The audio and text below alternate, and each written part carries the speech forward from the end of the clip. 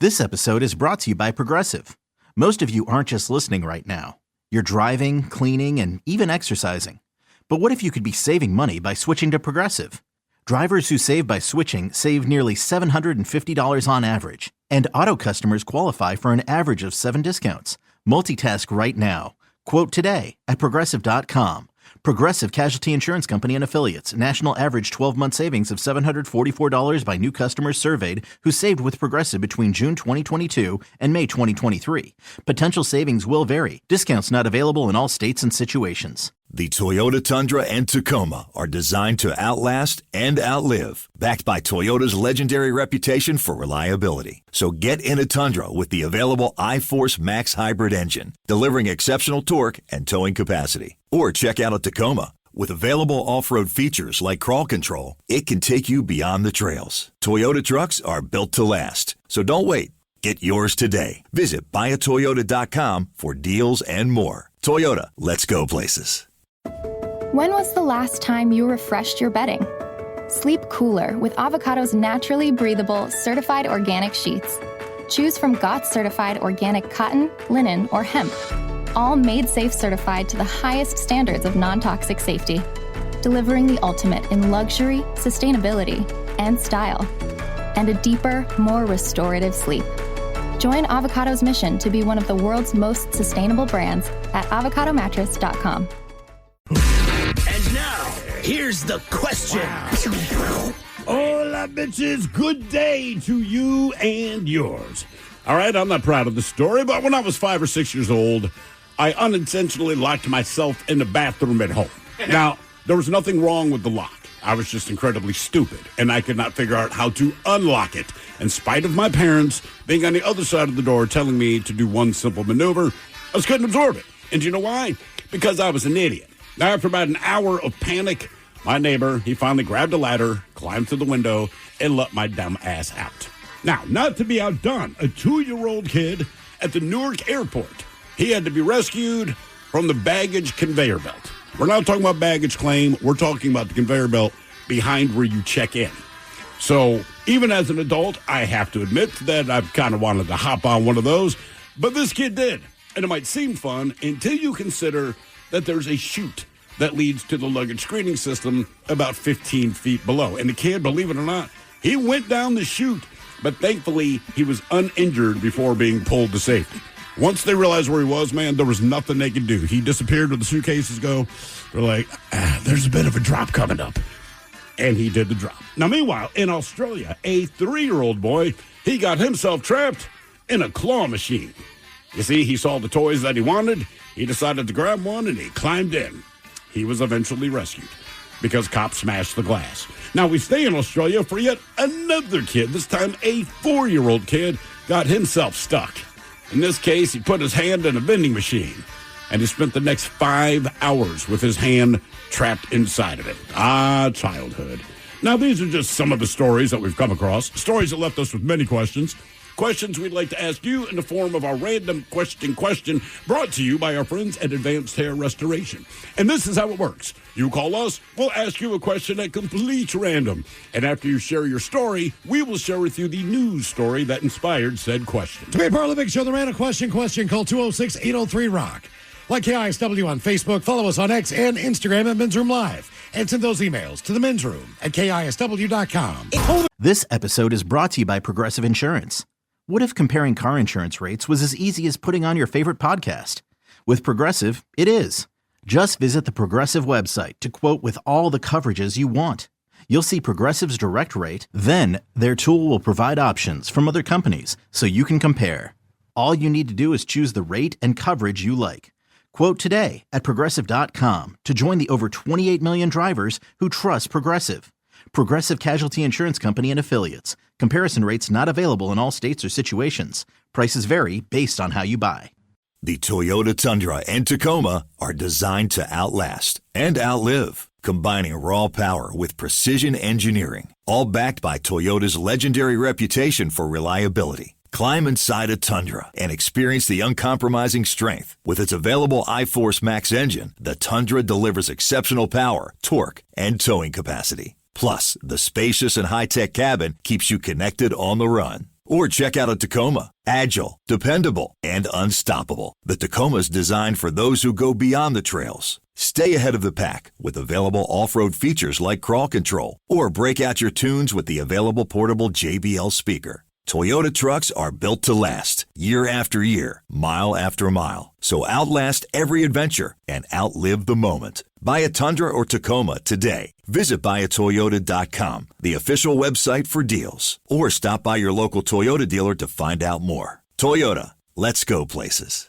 A healthy life starts with great sleep. Wake refreshed with Avocado's GOTS certified organic green mattress, delivering breathable, back-loving support. Natural materials from Avocado's own sustainable wool and latex farms, easy financing, a 1-year sleep trial, and deep, restorative slumbers. Organic sleep awaits at avocadomattress.com. When you create a category of SUV, you focus on improving upon it. The large traditional premium utility Lincoln Navigator SUV is all new for 2025. Inspired redesign, both inside and out, is met with a class-exclusive heated power-fold third-row bench seat and the class-exclusive Lincoln Splitgate. Experience what it's like to have your wellness placed at the center of it all. Discover it for yourself by visiting your local Lincoln retailer. Lincoln, the power of sanctuary. Class's large traditional premium utility. When a cold has you down, it's the little comforts that lift you up. A warm blanket, a cup of tea, and a tissue that actually feels good on your skin. Infused with aloe, Kleenex Cooling Plus Aloe provides a hint of cooling freshness to help your skin feel restored. So, whether your skin is feeling dry, chafed, or irritated, you're only one wipe away from helping it feel relieved. So, the next time you have a cold, get a hint of instant cooling relief with new Kleenex Cooling Plus Aloe. For whatever happens next, grab Kleenex. Tell us, away we go. Welcome to the 20th anniversary season, episode number 4,329. What a large net charge program we have for you today. Guaranteed future repeat with the exciting return of Your Guess Is As Good As Mine coming up at 4:30. Your categories today. You wonder who's making the money? The people in the Fortune 500 companies. Yeah. They just read something today like an average of was it 10% increase in pay over the last year or something like that. It's amazing. 10% for them is a lot different than 10% for the average person. Yes, it is. Fortune 500 companies. They're the highest revenue generating companies in the U.S. Fortune puts out their list every year. Mm-hmm. Okay? So instead of giving you just 10 options here, I have taken the top 30 companies. Not 500? In the United States. If you get 10 of these right, because, like some of these companies, you're not going to think off the top of your head. Right. No one's going to go, Cigna. It's on there. Right. You know what I mean? But there's others on there that you go, yes, of course. Of course, this is a Fortune 500 company. I'll give you guys a couple of examples here. See if anyone can remember any of these later on if they pick the category. We know them as Kroger, but not out here. We know them as Fred Meyer and QFC. But the Kroger Corporation, they do all those things. Matter of fact, there's not a lot of grocery stores out there that Kroger doesn't own anymore. At least, it's crazy. And if not, they're trying to buy them. Brands like Home Depot that does incredibly well. Yeah. They make a ton of money. So the Fortune 500 companies cumulatively bring in $18.84 trillion in revenue alone every year and consist of 31 million employees. So we have the top 30, and we're going to go through some of those. You will not believe how much money some of these companies make. Do we even want to know? What you don't want to know is how much the CEO makes. I guess that's the part that bothers me more, right? I mean, look. If a company brings in, for an example, the number one company brought in $648 million in revenue last year alone. You might be wondering, are some of these companies, were they based in Seattle, Washington? Of course they are. So there's a number of those on there. Yep. And you think about the other companies that have been around for a long time. You think about companies where people get angry at them. They're on the list too. Yeah. So those are all part of the Fortune 500 companies. You need to get 10 right out of the top 30. Then we have the 10 best guitarists of all time. Now, obviously, as far as... is this rock or does it cover all genres? Although, let's face it, generally speaking, rock is going to dominate that. I'm sure there's blues players, but I'm Yes, between rock and correct. blues. Right? Everyone else. Look, there might be a great flamenco guitarist out there, or somebody who does a different style. Yeah, Leo Cocky or somebody like that. They're not Yngwie Malmsteen. Yeah, one of those dudes who comes around, like, where it's just dudes at the show. Whether you're seeing Joe Satriani. Yep. One of those guys, man. Steve Vai. There's no singing. It's just those guys up there meandering on and on for days. It's kind of like going to Journey. You know what I mean? Where you're just expecting them to sing songs, but you're not going to get that there. You're just going to get solos that go on for hours. Does like Neil Schon just solo? Oh my God, with Journey. Neil loves Like, him. dude, just sing the songs. That's why everyone's there. No, he likes to go off and just for hours, for days. So these guitarists don't necessarily fall into that category. It's a 4-day festival. I mean, it's We're like, only dude, playing 2 songs. What is this? The Allman Brothers? Like, come on, guys! Like, move it along a little. You kind of hate jam bands then, right?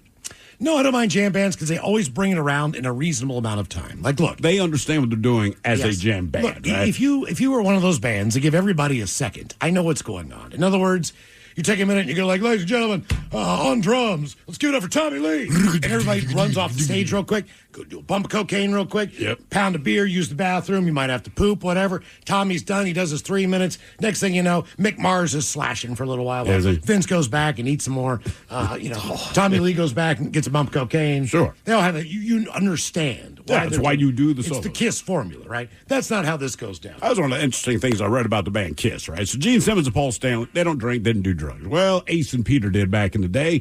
And I believe it was Peter's like, I'm doing my drum solo. The crowd's going crazy. And I look to stage left, and Ace is just doing multiple bumps of cocaine, but maintaining eye contact with me because he knew I wanted to finish my drum solo so that I could snort cocaine. But I had to wait for his guitar solo. So Ace set him up by snorting all the cocaine first. So by the time he gets around to Ace's guitar solo, Peter's going to get his bump of cocaine. Especially with he says Ace has snorted it all. And when I kind of glare at him from the side of the stage, Ace for 1 second just looks at me with the He can't wait for Beth. He's got no job there. All he's got to do is do cocaine. Yeah. And And he's got Ace to play snorted it all. got to play a little bit of he's doing Hard Luck Woman, but other than that. So on this list, I decided to pick the top 20 guitarists of all time. Because look, there's a couple blues guys on here, but for the most part, you're staying in the rock genre as far as the greatest guitarists of all time. And that's coming up for you at 4:30. And today's the day we do our random question, 206-803-ROCK. Random. Hello, Matt. Welcome to the mid-room. Hola, Mitchell. Oh, yeah. Matt, welcome to the program. Random question. What's new with Matt? Besides your teeth. How's the new teeth? Yeah, I got new teeth. Now, when you get real new teeth, teeth, not I'm for just dentures, curious. but- Well, I didn't think you ripped them out of someone's mouth and glued them in there, but I'm going to need those. are they the same size as the teeth you had previous? Like, how does this work? Yeah, they just, I don't know how they guessed exactly, but they just, because, I guess I had some teeth left when they took a mold, but. Okay. How long was that procedure to get all that? Was that a one-shot deal, or did you have to go in a couple different times? Hold on, let me think. It was 3 different times. I got the left, because I got the first time I went in, they took the right side of my mouth, all the molars from top and bottom. I waited 3 weeks. Went back, they did the other side, and so then I just had my front teeth. Okay. And then I went in 3 weeks later again. They took a mold in my mouth, and then I went back one last time a month later, and they took all my teeth out. And I thought I was gonna have to be have no teeth for 2 weeks, but it was weird. But they just stuffed my dentures in my mouth. After they my mouth was still bleeding, they're just here you go, see you later. How many times did you stare in the mirror and pop your dentures in and out? I tried to do it a few times because I have a niece now. She's 2 years old. Oh, perfect age. She was not amused at all, dude. She just kind of looked at me and called away. What? All right. Well, she's probably terrified. You're popping your teeth out there, Uncle Matt. Yeah, I guess so. Okay. All right. What's been the greatest thrill? Corn on the cob? I mean, what is it? What is it in the food world where you go, man, thank God for these? Chewing gum? First I don't time know. in a while, I was able to eat chips and salsa and not be every time beforehand, every bite, I'd be it was walking on eggshells, so to speak, because I was afraid I'd bite the wrong way and it would hurt. Right. It was Okay. I was All right. realizing I was eating them and I was oh my God, I'm eating chips and So wait, not thinking about it. Was It's the great. problem your gums or the teeth, or was it related? It was like my teeth were my teeth were breaking off at the gum line from just past drug use and not taking care of myself. I was on drugs. It's just like Yeah, most people on drugs are known for being very hygienic. I see him at the gym all the time. All right. Yeah. Okay, Matt, let's go with this one. What excuse have you used in your lifetime in any situation to get out of doing something? Whether you were calling out of work or maybe you just didn't want to show up at a social event or whatever the deal is. What excuse, going to school, have you used to just not show up?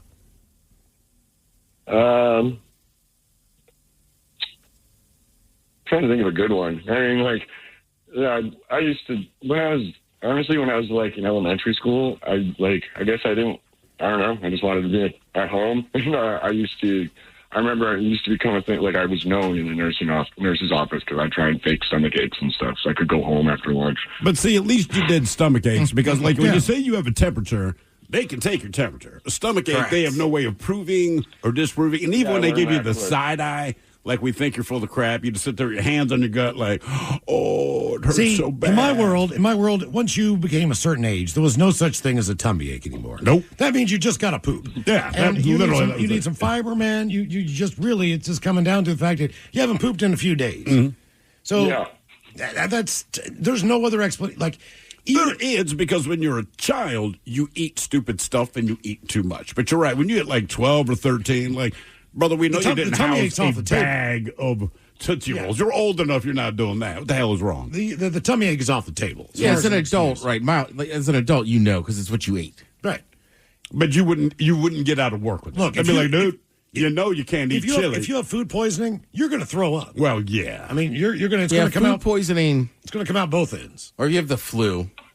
Yeah, the flu. The most flu people when take it's your just word like for coming it. out of both ends. Like, all right, I'm not coming in. I used to use the excuse of, in high school, well, one part of high school, the excuse was grandparent died. What they do, I had family in Houston. And I always remember it was my biology teacher in 7th grade, 9th grade.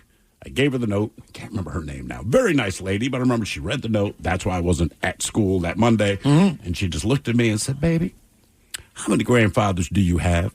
That's all she said, but clearly the jig was up. That was her way of saying, okay, he's died 4 times, and the best, you have 2. Yeah. This is your 4th time with the same excuse. Keep in mind, it's February of the school year. So, again, she never said anything. It was just kind of understood. So I made it a point to at least show up in her class. Okay. All right.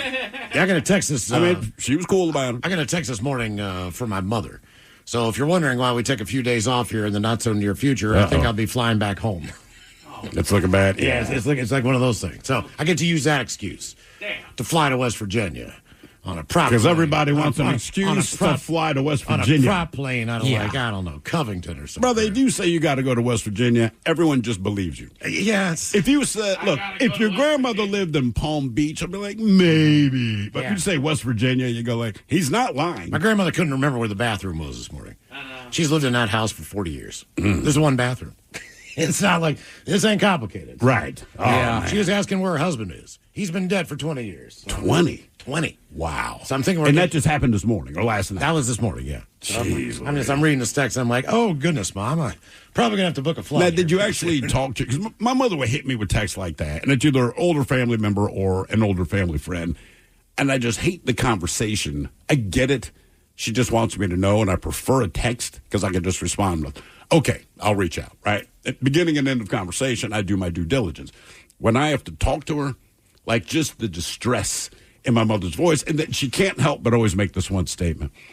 Me and your father, we're just outliving everybody. And I'm like, I know. 'Cause they I are. know, but she is. That's the thing. I can't say, hey, don't worry about it. Like, you're 84 this year, 82, 83, somewhere around there. 82 years old this year. But they're still reasonably healthy. Like, they go out and do things. But all these people I grew up with that are the same age as them, I would say 90% are gone, man. And it's just, weird. God, because I don't think about it because they've been pretty healthy. And it's like, this person's dead, this person's dying, this person's dead. I'm like, God, I don't want to talk to you. This sounds right really now. terrible as a parent. You know, like you use your kids a lot because you legitimately. Absolutely. But also you're busy with kids. And even when you're not, they tire you out, right? So I've been busy with kids. I have no more energy. But the problem is, like, as far as recitals go and their practices and all those things, you can't make an excuse to get out of any of that because they're the ones involved. So you can only use these with your peers. Was it last Thursday? I think I got use to it work. for your kid. We started 2. I got here, 1:45, 1:50, something like that, because my daughter, she's in 8th grade. This is her last year at this school, and they treat it like high school graduation, all right? So she had a thing she had to do in the afternoon. It started at 1. I just give my wife a look, and she goes, dude, that's the earliest I could do. Fine, got here in time. This week, I'm very proud of her. This week's a nightmare. There's something Wednesday night, something Thursday night, and something Friday that I cannot remember what it is, but like this That's week, a lot of crap. But here's the thing.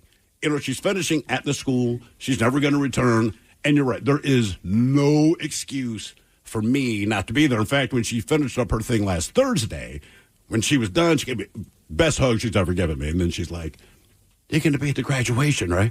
Now, look, I planned on being there anyway. Sure. It's just the point that it gets reinforced. So even if Castle said, no, man, we have a mandatory staff meeting, like, I'm going to have to be fired. Right. Right. You have no excuse. Well, that's not true either, because with the kids, too, you can lie to them pretty easy when they're super young. Went up to Canada. They wanted to go to Dave & Buster's. They had the equivalent of Dave & Buster's, but it was not called Dave & Buster's. And we had tried before to say, like, it's called Bob and Doug. Works, Bob and Doug's. all that kind of thing. They didn't want to go. One Dave & Buster's. So we get to Toronto. We see this place. I'm like, let's go there. And they're not quite old enough to read. They can sound out some letters. So my daughter's looking at the sign. I said, no, man, we're going to go in there. She goes, well, is that a Dave & Buster's? I said, yes. She goes, it doesn't look right. I said, well, they spell it different in Canada. She's like, okay. And there you go. She believed you. Yeah. Okay. Yeah. Well, the reason we asked what excuse have you used to get out of something today is National Leave Work Early Day. That's not really an option for us in here. Peace. Nor do we come up with excuses because, fortunately, our job is something that we enjoy doing. I can plug in a rerun. Yeah, I'm done with this break. But trust me, they got the memo here. Oh, yeah. They got the memo in our office. 5 years ago. They know that today is National Leave Work Early Day. So we have a list of some surefire excuses that will work to get out of work early. Ooh, okay. And some that do not. So these do work, according to bosses who chimed in. Okay? I've pooped 3 times. Family emergency. They say this is going to work 99.9% of the time. But there could be some bad juju about lying about something like this. I don't do that, man. That's the issue. Be ready for follow-up, too. They're going to ask questions. 99.9% of the time, diarrhea. Yeah! Everyone. Nobody wants to be around you. No. This will work almost 100% of the time, they say. Sick or a headache. If you don't do it all the time, typically, your boss will believe If you. it's not a Friday or a Monday. 99.9% of the time, women's issues. No questions asked. So we're out on that. We're out on that one. Do women tell female bosses what the actual thing is? Because I've heard women say, hey, man, I got woman things. And I'm an adult. I understand what that might mean, but I don't want to know more. But if I were female, I would just say, this is what's going on with my waheen. I'm going to call Castle. Just be like, it's a heavy flow day, dude. Yeah. I'm out. Yeah, Major problem in your home, like a water leak or something where you need to meet someone at your door, your boss should let you go almost 100% of the time. There is an issue with a pet. It depends on if the boss has a pet. Yeah. Because you might be able to take care of this once you get home. Also, a religious reason. 100%. You're good to go on that one. Forgotten appointment? Maybe. Depends on the situation. If it's something emergency medical, then yes. Now, here are less than surefire ways. They're unexpected family members. Boss ain't going to believe that. Everyone checks in ahead of time. You just don't pop up on someone's door. It's not Cousin Eddie anymore. Your kid's school called. Very rarely do they call. They email. They email. Every day. So if you say they About call. everything. Correct. Something personal came up. Well, be more Everything specific. is personal. Correct. There's fraud. I'm trying not to stab you today. There's fraud on my credit card. They would prefer that you try to get that resolved at work, if you can. I'm exhausted. Never works. Oh, God. I accidentally soiled my pants. Depends on the job. What is the job where they say deal with it? I don't Dry know. cleaners? My grandparent passed away. Uh-oh. Remember, when you start a new job, you technically restart the clock, they say, with 4 grandparents. Keep that in mind. But I guess it can't be bad juju. All mine are dead. Right, I know. But they don't know that in a new job. Correct. Yeah. Yeah, right. Slate's clean. Right. So next place, do not tell them.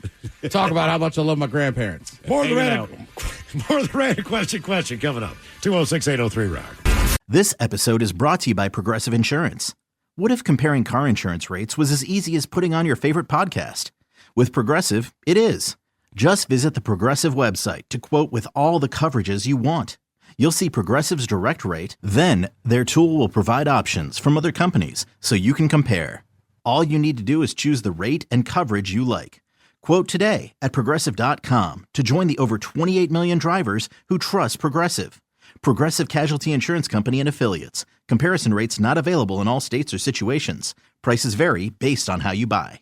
The Toyota Tundra and Tacoma are designed to outlast and outlive, combining raw power with precision engineering, all backed by Toyota's legendary reputation for reliability. Climb inside a Tundra and experience the uncompromising strength. With its available iForce Max engine, the Tundra delivers exceptional power, torque, and towing capacity. Plus, the spacious and high-tech cabin keeps you connected on the run. Or check out a Tacoma. Agile, dependable, and unstoppable. The Tacoma's designed for those who go beyond the trails. Stay ahead of the pack with available off-road features like crawl control. Or break out your tunes with the available portable JBL speaker. Toyota trucks are built to last, year after year, mile after mile. So outlast every adventure and outlive the moment. Buy a Tundra or Tacoma today. Visit buyatoyota.com, the official website for deals. Or stop by your local Toyota dealer to find out more. Toyota, let's go places.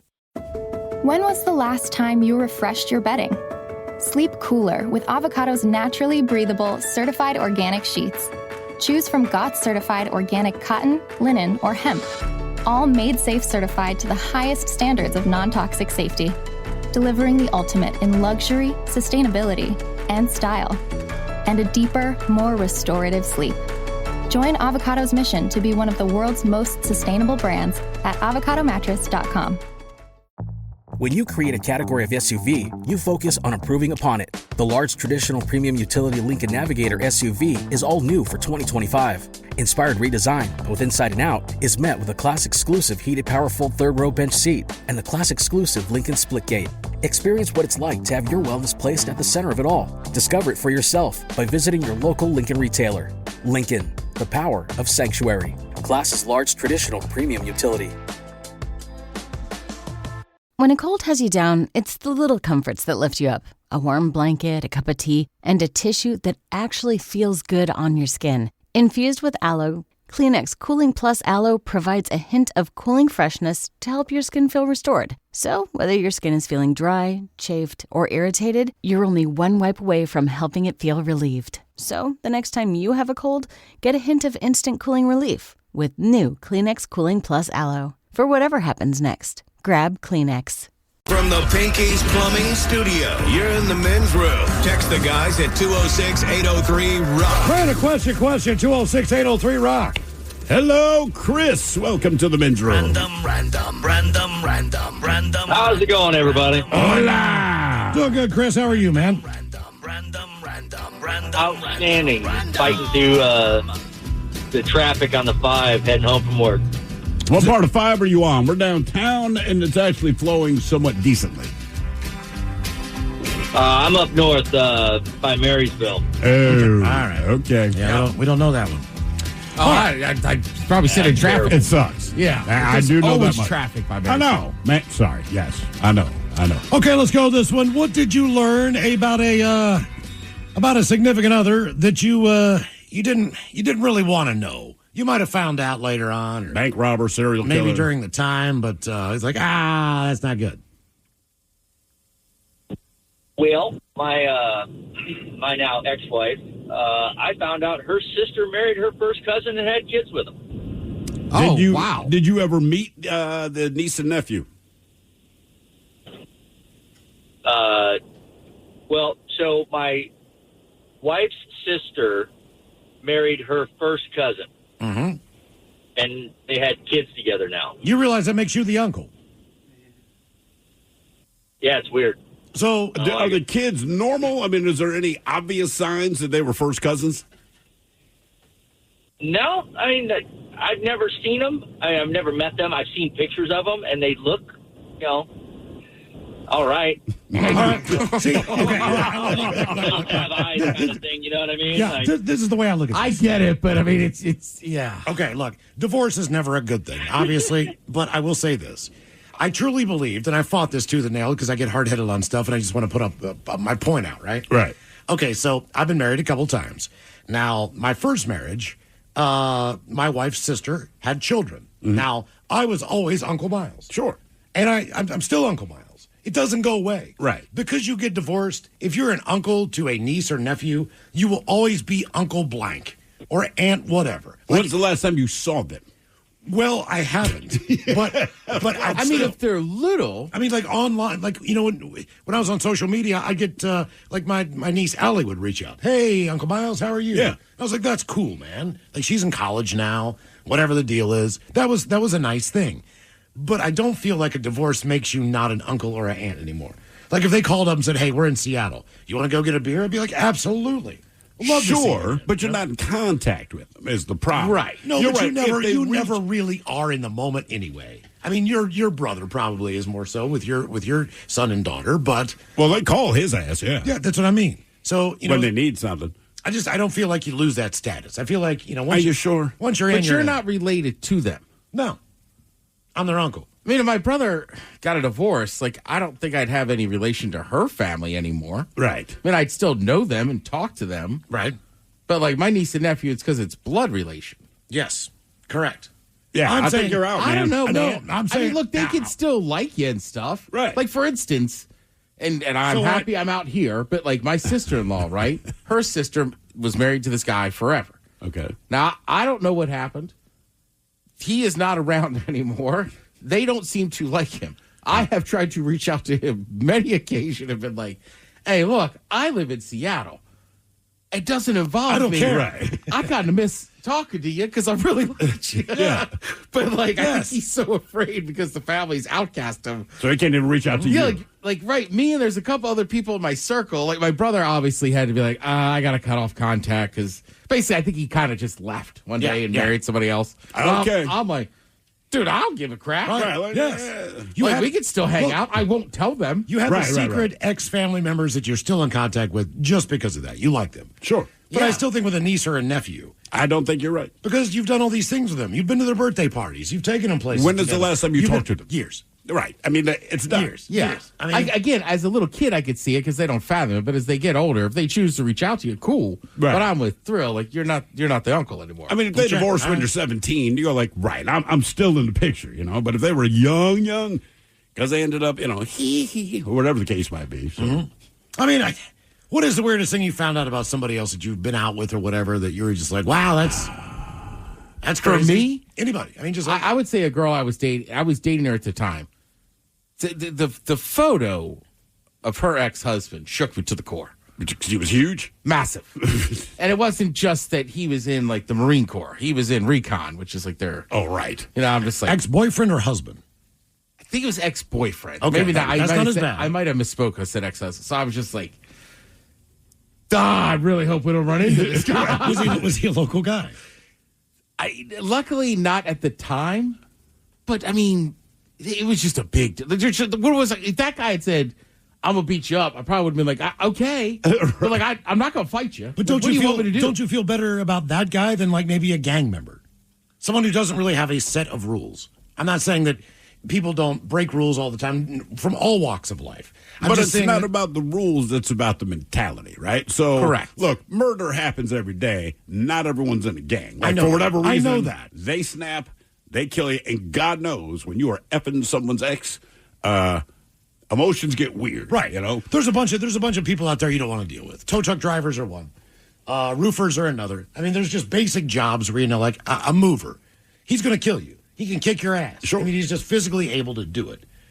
But what you're saying is that's like trained on a level of just being, you know, being able to do the job that you're supposed to do. And that's, Quickly. There's a reason we don't know what those jobs are. Yeah, exactly. You know? Right. And, like, Thrill's right. Like, people, when you're talking about people's exes and stuff, you get emotion. Like, stuff goes out the window. Right, you Like, don't know. he could have been a super nice guy. Maybe I would have met him and he would have been like, Okay, cool. suit yourself. Whatever. But she had not mentioned it much, and I kind of just stumbled on something. I was like, what is this? That's my ex, this, that. So, like, the impression she gave me is it didn't end on great terms. Okay. I don't think he was happy the relationship was over. Oh, then you don't want to be that guy. Correct. Yes.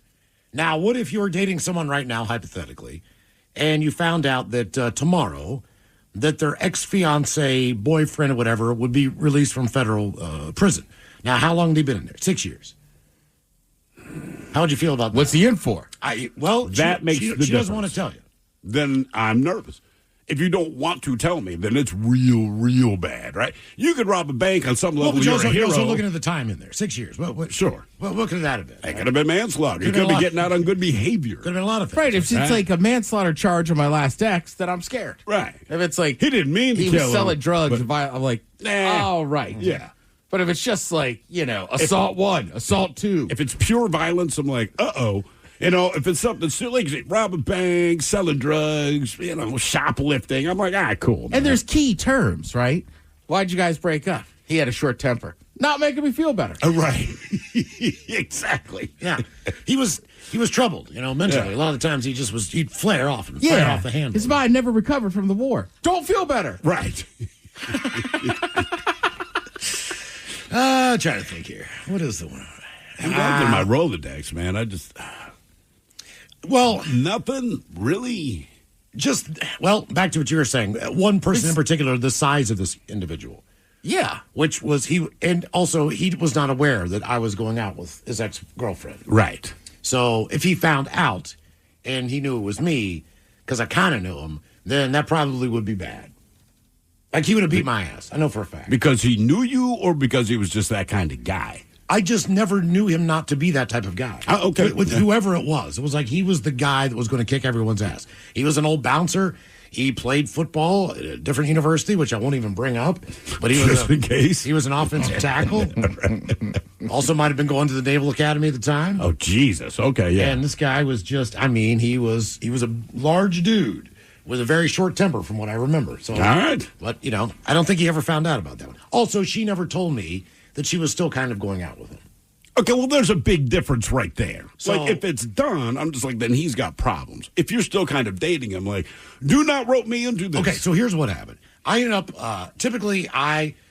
we played most of the games in my stadium. I was the home team. So one night, bars closed down. We just happened to be closer to her apartment. So, all right, I'll play an away game. Yeah. Well, I don't think she was prepared for that, but that's what she wanted to do. So we walk into her place, and there's like a picture of him in like full garb, like in the living room, hanging up, right? And then we get into the bedroom, and there are a couple more pictures. Now, this is not normal behavior for people who are no longer together anymore. I'm sorry. No. That's the first thing. You might put it in a drawer. You're just going to get it. You might throw it away depending on how things ended. But it's not going to be in a direct line of sight from the moment you walk in. Bam, bam, 2, 3, 4, 5 pictures. So like when I walked in, I was like, oh, good God. And there was like one picture. Okay, like if you're in a military uniform, you look like a stud. Yeah. But when you're in a tank top on the beach in Bahamas and I can see what you got, yeah, you're like, oh, Jesus, man. Like this guy. And she had 5 or 6 pictures up. Yes. Did you still close the deal at her place? Yes. Well, also you got to remember where I went. He makes me nervous, he said, while having sex with her. Okay. I also lived in what I considered a surprise area. So in other words, like, look, you got a girlfriend and you're that age and you can't afford an airline ticket. Maybe you drive to San Francisco just to surprise him once, twice. When you're 3.5 hours away from this person, it's pretty easy to get in your car and get there. Like, just thought I'd come in for the weekend. Right. So, like, I always had that kind of thing in the back of my head. Like, oh man, if he's not busy, he could just come up here. Right. And then I'm a dead man. So that was a scare. How long did you date this chick? Man, that maybe once or twice more. Once I did realize that they were still kind of together. It was just one of those things where... Is it because of your moral compass or because you were like, this guy's going to kill me? Both. So this guy was going to kill me? Both. I did not know. I mean, you would think that would be brought up. Like, okay. If I have pictures of them around my place, yeah. It just seems like something a dude would do. Like, well, I do have a girlfriend back home, but, but here I am in college. It was kind of one of those things. So I was like, well, I mean, it's not really our hometown. But Sure. I mean, close enough. I mean, when you see, like, I worked in Annapolis. I did not at that time, but I eventually did. So when I'm looking at these pictures, like, I know where all that stuff is now. Yeah, well, the Naval Academy Because stuff. once I graduated, that's where I ended up. So, like, anyway, when you see these guys in uniform, that was what it brought back to me. Right. I was just like, look, I was even thinking then, I can still run into this guy after I graduated. Because that was one of the first jobs I had was in Annapolis when I graduated. I'm like, he still might be in school. I don't know if he was younger than her, older than her. Doesn't matter. I mean, he's not going to be able to ID me. I think one of the favorite things you told me was, and it wasn't you, but a buddy of yours had been to, what is it, Highland, wherever it is, the red light district. Oh, my God. And so this guy, he had sex with a red light district prostitute, right? No big deal, whatever. However many years had passed, but then he's sitting with his current girlfriend watching the news or whatever. It was like Dateline. But they did like a documentary about the red light district in Amsterdam, and I guess the chick that he had sex with, they are now interviewing on screen, but obviously he can't say to his girlfriend, like, hey, baby, I know her. I know Dorla. So, like, he's texting Miles, like, dude, turn on Dateline right now. And she's been on there for 15 minutes. And I'm texting back, like, which one? Can't talk. I'm like, no, but which one? Come on, man. Because they're interviewing like 4 He's different sitting girls. on the sofa with his girlfriend. Texting me. Like, dude, turn it on. I'm like, it's on, man. Which one? Can't talk now. Can't tell you. I'll tell you tomorrow. So he told me the next day, I couldn't remember which one it was. I was like, oh, there's 3 girls that look like that. He's like, the one that had kind of that weird accent. I was like, they all had weird accents. The reason we asked, what did you learn about a significant other that you didn't need to know? This is one of those Like Dear Abby Dear or Dear Abby Prudence. things. Whoever. Yeah, Dear How Prudence. Why would you ask a woman named Prudence for advice? Dear How to Do It is what it says. Dear How to Do It. It says, I have been with my girlfriend Sandra for 6 months. We met not long after I moved to a very small town, and it's the town where I now live. Now, the thing is, the people around town have been all too eager to tell me about how Sandra liked to get around a lot, especially in her teens. Now, I could not care less about this, but people have sex and have been since the beginning of time. So as far as I'm concerned, it's these people that have the problem, not her. Sandra has been extraordinarily relieved that her past activities don't matter to me, but I guess in the small town, when you've been with that many people, it does. Yeah, but how many times has someone said blank and you're like, shouldn't do that to me? I have requested a transfer from my job so we can get out of this podunk S-hole ASAP. Do you have any advice for dealing with the rude quips from the local yokels until then? I've never. And look, man, I will say a lot of The things. advice, to by a the lot way, of people. let them talk. Who cares? It's your girlfriend. If you guys get along, so what? But I mean, like, we were in Baltimore, so, you get around, there's different chicks, but I can't imagine saying, oh, hey, man, you're dating so-and-so. I plowed her. So did half of my buddies over here. It doesn't cross your mind to say. You might know that. You might even think that. But I'm not going to straddle up to you at the bar and be like, oh, you're dating Sheila? There was a girl in Baltimore, right? Like, I lived with all those guys at Hopkins. Obviously, there's certain nicknames. Sure. We all still hang out with that girl. Nobody would dare bring up that nickname in front of her boyfriend or now husband. Right. Yeah. That's all. What's wrong with people having fun? Have you seen Best in Show yet? No. The mockumentary? No. Eugene Levy plays this role where he's got 2 left feet in this particular role, and he's going to the competition, right? All right. But every single person they run into has had sex with his wife at some point in time. Everyone. Correct. Everyone. And they're so happy to see her. Like, oh my God, it's you. Oh, I've wondered what happened to you. Like, do you remember that time when we did the cha-cha? And she's like laughing and everything. And then they go to someplace else. Every single location they go to, she has been with someone and they bump into them. It's one of the greatest characters ever. It really is. More of the random question coming up, 206-803-ROCK. This episode is brought to you by Progressive Insurance. Whether you love true crime or comedy, celebrity interviews or news, you call the shots on what's in your podcast queue. And guess what? Now you can call them on your auto insurance too with the Name Your Price tool from Progressive. It works just the way it sounds. You tell Progressive how much you want to pay for car insurance, and they'll show you coverage options that fit your budget. Get your quote today at Progressive.com to join the over 28 million drivers who trust Progressive. Progressive Casualty Insurance Company and Affiliates. Price and coverage match limited by state law. The Toyota Tundra and Tacoma are designed to outlast and outlive, backed by Toyota's legendary reputation for reliability. So get in a Tundra with the available iForce Max hybrid engine, delivering exceptional torque and towing capacity. Or check out a Tacoma, With available off-road features like crawl control, it can take you beyond the trails. Toyota trucks are built to last. So don't wait. Get yours today. Visit buyatoyota.com for deals and more. Toyota, let's go places. A healthy life starts with great sleep. Wake refreshed with Avocado's GOTS certified organic green mattress, delivering breathable, back-loving support. Natural materials from Avocado's own sustainable wool and latex farms, easy financing, a 1-year sleep trial, and deep, restorative slumbers. Organic sleep awaits at avocadomattress.com. When you create a category of SUV, you focus on improving upon it. The large traditional premium utility Lincoln Navigator SUV is all new for 2025. Inspired redesign, both inside and out, is met with a class-exclusive heated power-fold third-row bench seat and the class-exclusive Lincoln Splitgate. Experience what it's like to have your wellness placed at the center of it all. Discover it for yourself by visiting your local Lincoln retailer.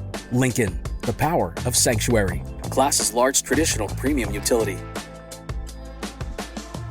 When a cold has you down, it's the little comforts that lift you up. A warm blanket, a cup of tea, and a tissue that actually feels good on your skin. Infused with aloe, Kleenex Cooling Plus Aloe provides a hint of cooling freshness to help your skin feel restored. So, whether your skin is feeling dry, chafed, or irritated, you're only one wipe away from helping it feel relieved. So, the next time you have a cold, get a hint of instant cooling relief with new Kleenex Cooling Plus Aloe. For whatever happens next, grab Kleenex.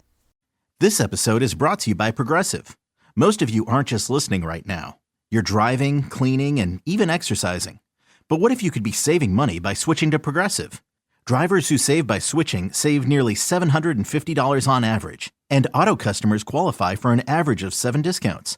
Multitask right now. Quote today at Progressive.com. Progressive Casualty Insurance Company and Affiliates. National average 12-month savings of $744 by new customers surveyed who saved with Progressive between June 2022 and May 2023. Potential savings will vary. Discounts not available in all states and situations. What's on your list when considering a luxury SUV? Inspired design and comfort, impressive performance. If so, the 2025 Lincoln Aviator SUV checks every box, and then some. The Aviator offers an available 28-speaker sound system, perfect position front seats, best-in-class horsepower and torque, and much more. That makes the list of SUVs you're considering become much shorter. Discover it for yourself by visiting your local Lincoln retailer. Lincoln, the power of sanctuary. Class's large crossover premium utility starting at MSRP under $150,000. Do you think astronauts fight over elbow room? Probably. Because advanced tech doesn't always mean more space. Until now. Introducing the Hyundai Ioniq 9, a 3-row electric SUV with over 300 miles of range, ultra-fast charging capability, and lots of space. The all-new Hyundai Ioniq 9. Space in an EV. Visit HyundaiUSA.com or call 562-314-4603 for more details. Ioniq 9 is available in extremely limited quantities at select dealers in select states only. EPA estimated range based on fully charged battery. For comparison purposes only. Actual range will vary based on several factors. The shenanigans continue. This is the Men's Room with Miles and Thrill. All right, so I'll reset the phones there with the break for the random question. Call back if you were on hold, 206-803-ROCK. In the meantime, I'll give you guys a random question. Random. All right, so here. What would you guys say is the worst team? The worst team, whether it be sports, school, work, that you've ever been on in your life? Well, sports is easy. Yeah, sports always come to mind. What do you got? And it's just the way it happens, but just I was on a little league team once in A league of like my area. Yeah. Right. So I played like for my Catholic school, play Babe Ruth, and then College Park had like CY or not CYO, like whatever you call that. The equivalent of, right. Right. So I played, I think it was my first or second, it might have been my second year. A ball is like the top level, right? We're playing on the big field. We sucked so bad that I had to lead off because nobody else could really hit. And then we had to hope for a couple pass balls to get me to third base. And the guy in second could maybe lay down a bunter hit. I mean, no one could hit. Nobody could hit. They could hit the backside of a barn. It was awful. Actually, man, that's the worst team. And I mean, there's plenty of stuff in high school where someone slacks on this, that, or the other. But honestly, those sports guys. So we were on to Baltimore. And listen, I just want to be clear. The two dudes we worked with, very, very, very hard workers, knew their S inside and out. However, we did a radio show. So at some point, you would just think maybe you say something entertaining. They did not have it in them, man. And like I said, I like these guys. They actually taught me a lot. They worked very hard. But the show itself, and it was 5 hours, man, 6 p.m. to 11 p.m. So but 5 hours there is like dog years. So it felt like, 35 hours of this show to the point that we had to go to the bosses. So we started at 6. They weren't a good team. It wasn't a good team on air. I would say, right. I did. They were nice guys. Like, as a team, it was fine. Yes. All of that, man. It's like these guys at practice, they should be on the All-Star team, right? I mean, unquestionably, with anyone I have worked with in this industry, these guys worked harder than anyone. And then the mics opened, and you're like, guys, this is the part that anyone cares about. And it was just so dry and bad to the point we basically, me, Ted, and another guy negotiated with the boss. Is like, can you please give us 1 hour in the middle of the show to do something that is not what we're doing, right? And so, because it was just so dry. It was watching paint dry. And look, man, I'm a huge Baltimore Ravens fan, right? There's no question about it. These guys found a way to talk about the Ravens, and I lost interest. I mean, that's all, right? I mean, like, I love that team. I will bleed purple. They would talk about them. I'm like, I don't care. Me, you, and Sis, I remember being in a conversation where it was like this time of year. And it was like NBA Finals. This time of year. They were like, this time of year. We're not going to talk about NBA Finals. They wanted to go over the Ravens' compensatory picks. Compensatory draft. Yeah. I never even heard of that until you guys brought that up. I never heard of that. No, I never. Until you guys told the story, I never even heard of that. It's a I follow football. 5-hour show, and this guy broke down the compensatory draft. But beyond that, he explained how it works, all the moves, and I'm like, again, I'm a Ravens fan. Keep in mind, NBA Finals is in full swing. NHL Finals, they're either starting or have just ended. Either way, they're like, we don't want to talk about that. We want to talk about the Ravens. I'm like, I love talking about the Ravens, but you do understand that in May, there's nothing to talk about, guys. They weren't even doing OTAs yet. There was nothing. Nothing going on. And so, like I said, they were very hard workers, but Jesus Christ, listening to them on the air. And this is the era of like Kobe and Shaq and the Lakers. Didn't want to talk about like big teams. They want to talk about every cool thing happening in sports and any of the major leagues was kind of happening at this time. They just wouldn't touch it, man. And it killed me because I was doing a different show later than them. And I always remember thinking, I'm so glad I'm not on the show because it's so bad. And then one day I came into work and they're like, hey, we fired the dude you're working with. You got to host this show. And it almost felt like a punishment. Technically, it was a promotion. But in my mind, I'm like, guys, they suck, man. But not only that, I would say this, too. 5 hours is just too long.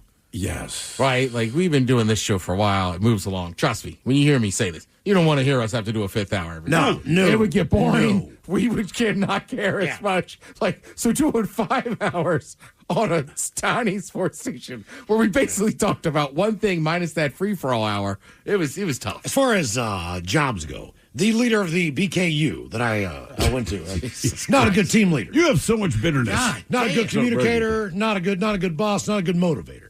But I did work on a morning show at one point in time, and the boss that was there at the time was not the same guy that hired me. Right. But he wanted to pair me up with somebody else. So he brings in his own guy. Now, when that happens, typically it's not that you're playing favorites, but you wanted this guy there. So he puts us both together. Now, he wasn't the greatest boss in the world, but he really liked this guy, but did not know a lot about him. So this guy had a huge drug problem. I know, shocking in radio, right? But I'm talking drugs. Like he was. If a person in radio says you have a huge drug problem, you do. So when you crack the mic at 6 o'clock, no kidding, 4 out of 5 days he would get there by 6:45. 6:45. He was there 45 minutes into the show, and he comes strolling. This is a morning show. Yes, he comes strolling in, and there's only 2 of you. After a while, he just stopped making excuses, but he was constantly rolling on OxyContin. Aha. So the oxy, like he would just sit there and scratch and do all these weird things. Like we would be in studio and he had a cigarette, in his fingers at all times, and just sit there and kind of like pretend to smoke until the commercial break. You need a cigarette so bad that you put a dry ass cigarette in your mouth. In your hand, seems crazy. In your hand, yeah. And he was just. I mean, I'm a smoker. I've never been that bad. But the boss didn't care. Like he was like, it didn't matter, and he really wasn't that entertaining. I said, was the guy any good on air? He later got fired numerous times from different radio shows for doing really dumb stuff. Like he went and he tried to attack Opie and Anthony on the air. This did not work out well for him at all. No, that was a massive show.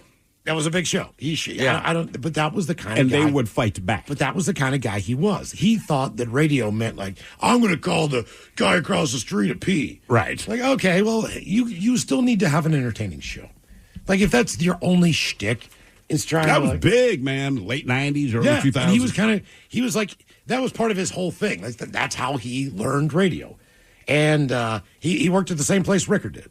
So at one point in time in Florida. And they all had Is this who I think it is? Well, yeah, they all this mentality of kind of like a Bubba the Love Sponge mentality, which we brought him up last week. But there was a very aggressive style. Yeah, very much. Grease Man, Bubba, Howard Stern was too big to need to pick on anybody. Right. Like, he would never talk down to somebody about their job on the air. Now, early on he did. With Don Imus and things like that when he was starting out. Howard never shied away from that. But but very rarely after time did people wanted to fight Howard Stern. Yeah, he just didn't. But this guy would if he could. Like, he was just one of those guys. So eventually we were both let go. I mean, him and Mancow had a memorable one. Yes, they did. Yeah, they did. I forgot all about that, too. I remember meeting Mancow. That was that was fun. He was a decent guy, but it just at the time we met this guy Mancow, it's somewhat legendary. The only thing you could possibly read about radio was about Mancow. So when Miles and I met him, one, we're already hammered. But we just laid into this dude. Oh, it's freaking the legendary effing Mancow.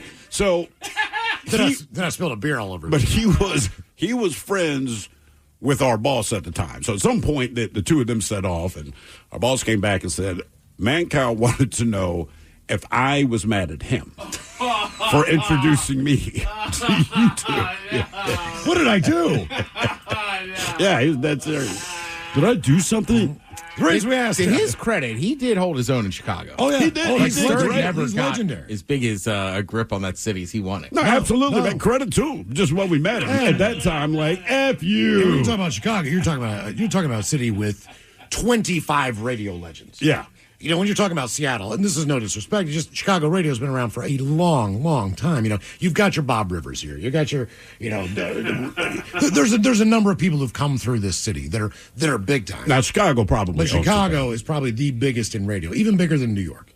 As far as just definitely bigger than New York. The legendary broadcasters could be L.A., but everyone on the radio in L.A. at the time was trying to get on TV, so they were good. But it was Ryan Seacrest. Nothing against Ryan Seacrest, but he's not interesting. He was just very good at giving you top 40 news and stuff. Where Chicago, New York, they were like, "F you, we are here." Like WLS, news stations, talk shows. Sure. You know, Charles Laquadero. When all these guys were big time guys. Mancow was bigger than all of them. Yeah, he was huge. I mean, at that time. And we insulted the living piss out of that man. The Rage Mass, what is the worst team you've ever been a part of? Sports, school, work. The Colorado Rockies continue to make the worst kind of history.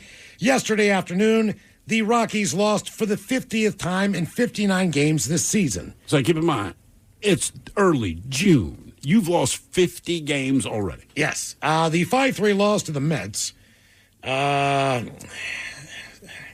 was their 8th straight loss. Their 13th loss in the last 14 games. So you thought the White Sox were bad. They're now on pace to go 25 and 137. They became 25 games in an entire baseball season that you're scheduled to win. The Rockies became the first team in baseball's modern era since 1901 to reach 50 losses. 50 losses before 10 wins. Oh, geez. Now, the last team to reach 50 losses before 10 wins was, of course, you know this, the 1884 Kansas City Cowboys. Oh, yeah, of course. I used to be a Cowboys fan. They started the So season. they left Kansas City. 750 and 2. They had 2 ties. 1884, that was the only year that they were in operation. They disbanded after that season because they were so bad. Incompetence, they say, is the single biggest reason the Rockies are where they are. Yeah, what else would it be? To lose this many games, you need to be very bad and also very unlucky. You have to play poorly, and almost every break needs to go against you. They managed to do this. That happened to the White Sox last year. It's even worse this year for the Rockies. Colorado has a minus 185 run differential. Jesus. They have been outscored by 3.1 runs per game on average. They have lost all 19 series they played this year, have lost an MLB record 22 consecutive series dating back to last season. Wow, man. That's horrible. really, really bad. That's horrible. You know what? To be honest with you, until you put this on my desk, I had no idea. I didn't realize it was that bad. And I just remember last year was the White Sox, right? And you just thought, like, dude, how bad can a team be? And then I saw that this morning. I'm like, you're worse than the White Sox that, if I remember correctly, were historically bad last year. They were. Yeah. They were the worst team in decades. And here's the thing. You're not a little bit worse than the White Sox. The White Sox would have demolished. If this year's Rockies played last year's White Sox, well, the White Sox would win every series at least. Mm-hmm. That's not a compliment. Yep. Check. God damn, man. I'm trying to think of other, like, crappy teams. There's plenty of times you play, like, yard sports where you're just like... Yeah, the person you're stuck with. Yeah. Is really, like, God really damn, man, you suck at this. But think about stuff like the Prem League in England, right? Yeah. So if you suck, you get bumped down. You get relegated. Correct. The bottom three get relegated. Imagine if U.S. sports did that, all right? So, like, the Detroit Lions, the Cincinnati Bengals, they're currently good teams. They'd have been bumped probably, 25, 30 years ago? Oh, yeah. Honestly, as far as relegation goes, like, probably, they're good now. But Detroit was so bad for so long, they would have been gone. The Buccaneers, they'd have been relegated probably about Baseball's the the one years. sport in America. Now, you'd have to kind of fix the rosters, keep them kind of the same. But it's the one sport in America you could do it in. Because you already have the other stadiums. You have stadiums, right? And you have affiliates. So, like, right, exactly. So, like, I've always said all the time, it'd be wild if, like, if the Mariners were terrible and then they got demoted or relegated, and then Tacoma was your Major League Ball club. So and then imagine they started kicking ass. I don't know the name of the Rainier Stadium right now, but you're down there. It's a thirsty Thursday, and it's like, we're watching the Red Sox. As it happens in the Premier League, that's what makes it so cool. Some of those stadiums that come on board for Premier League are tiny. Right. They have to add, like, seating and stuff to be up to board. Because it was a tiny I'm telling you, man, if they did that with U.S. sports, you wouldn't question if an owner cares, right? If you own a team in the NFL, like, so Jacksonville, historically awful team, it doesn't matter if people go to the games or not. Like, they make billions of dollars hand over fist. But if you said, look, man, you guys have one more losing season, your ass, you're getting punted down. I promise you that team would improve overnight. It would. Yeah, but that's why it affects won't your happen money. in the NFL, because you revenue share. Mm-hmm. Like, that's how Green Bay exists. That's how some of these Buffalo, Green Bay. Right. Like, they wouldn't have other sports, right? And I think a lot of people forget about that. Like, the NFL, to their credit, they give back to the little clubs. But you see the spending with, like, Cincinnati or, like, maybe Arizona, where it's like, I don't know where they're not spending the money, but it's hard to be that bad for that long. That consistently, right. Correct. Actually, I was talking to someone recently who went to Green Bay for the draft. They're like, man, it was my first NFL draft, chance to see Lambeau Field. Look nice, look cool. Yeah, and they were like, it was awesome until the draft was done for the day. What do you mean? I said, man, it's Green Bay, Wisconsin. Like, there's literally nothing to do. So the way they explained it, there's not a bar, there's not a Packers place. Well, there's probably only there's a few handful. bar, but you're bringing in 80,000 people from outside of the Green Bay area. Like, these bars are not equipped to do it. So I'm like, well, what do you do? And he goes, one, you couldn't even find a hotel room because you don't drive to Madison or something. You don't stay there. A lot of people did that, but he said it's a pain in the ass if you had, like, the full package. So you're going Thursday, Friday, Saturday, right? So if you're going 3 days, which this person did, and I think Milwaukee's like 90 minutes. It's not terrible, but again, he says it's 90 minutes when you don't have 60,000 people driving from one place to the other. You're all going to Green Bay, so he's like, I never parked in a parking lot. I parked in people's yards. But kind of like we say with Preakness in Baltimore, they had the signs up like, hey, man, you can park here. Did not charge. The equivalent of a bar for him. He said the people in Green Bay are super nice. So basically, the way it went down, before and after the draft coverage at the stadium, you're walking back to your car, he's like, they're throwing down because everyone's in their town. So there'd be like 50 people at a backyard barbecue or something like that, and they simply invited you in. He goes, all right. That was the experience. He goes, but at some point you got to stop drinking, and then you got to go to bed, and another hour and a half drive to wherever. And I'm like, was it that bad? He's like, the draft was cool, but it's everything else around it, and nothing wrong with Green Bay other than it is not built to accommodate that many people from out of town at one time. Yeah. When I was 6 or 7, so my dad lived in Florida. He lived in Tampa. And Tampa just got a team along with the Seattle Seahawks. All right.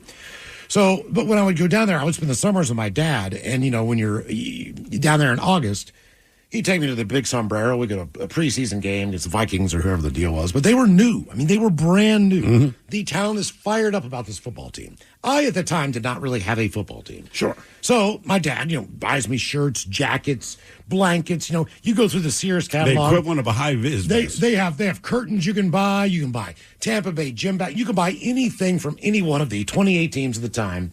And yeah, they bumped up to 28, right? You can buy little helmets. Trust me. If there was a Tampa Bay thing, I got it as a present or I got it as something down there. So I'm wearing this creamsicle crap. Mm-hmm. Now, I'm a Tampa Bay fan.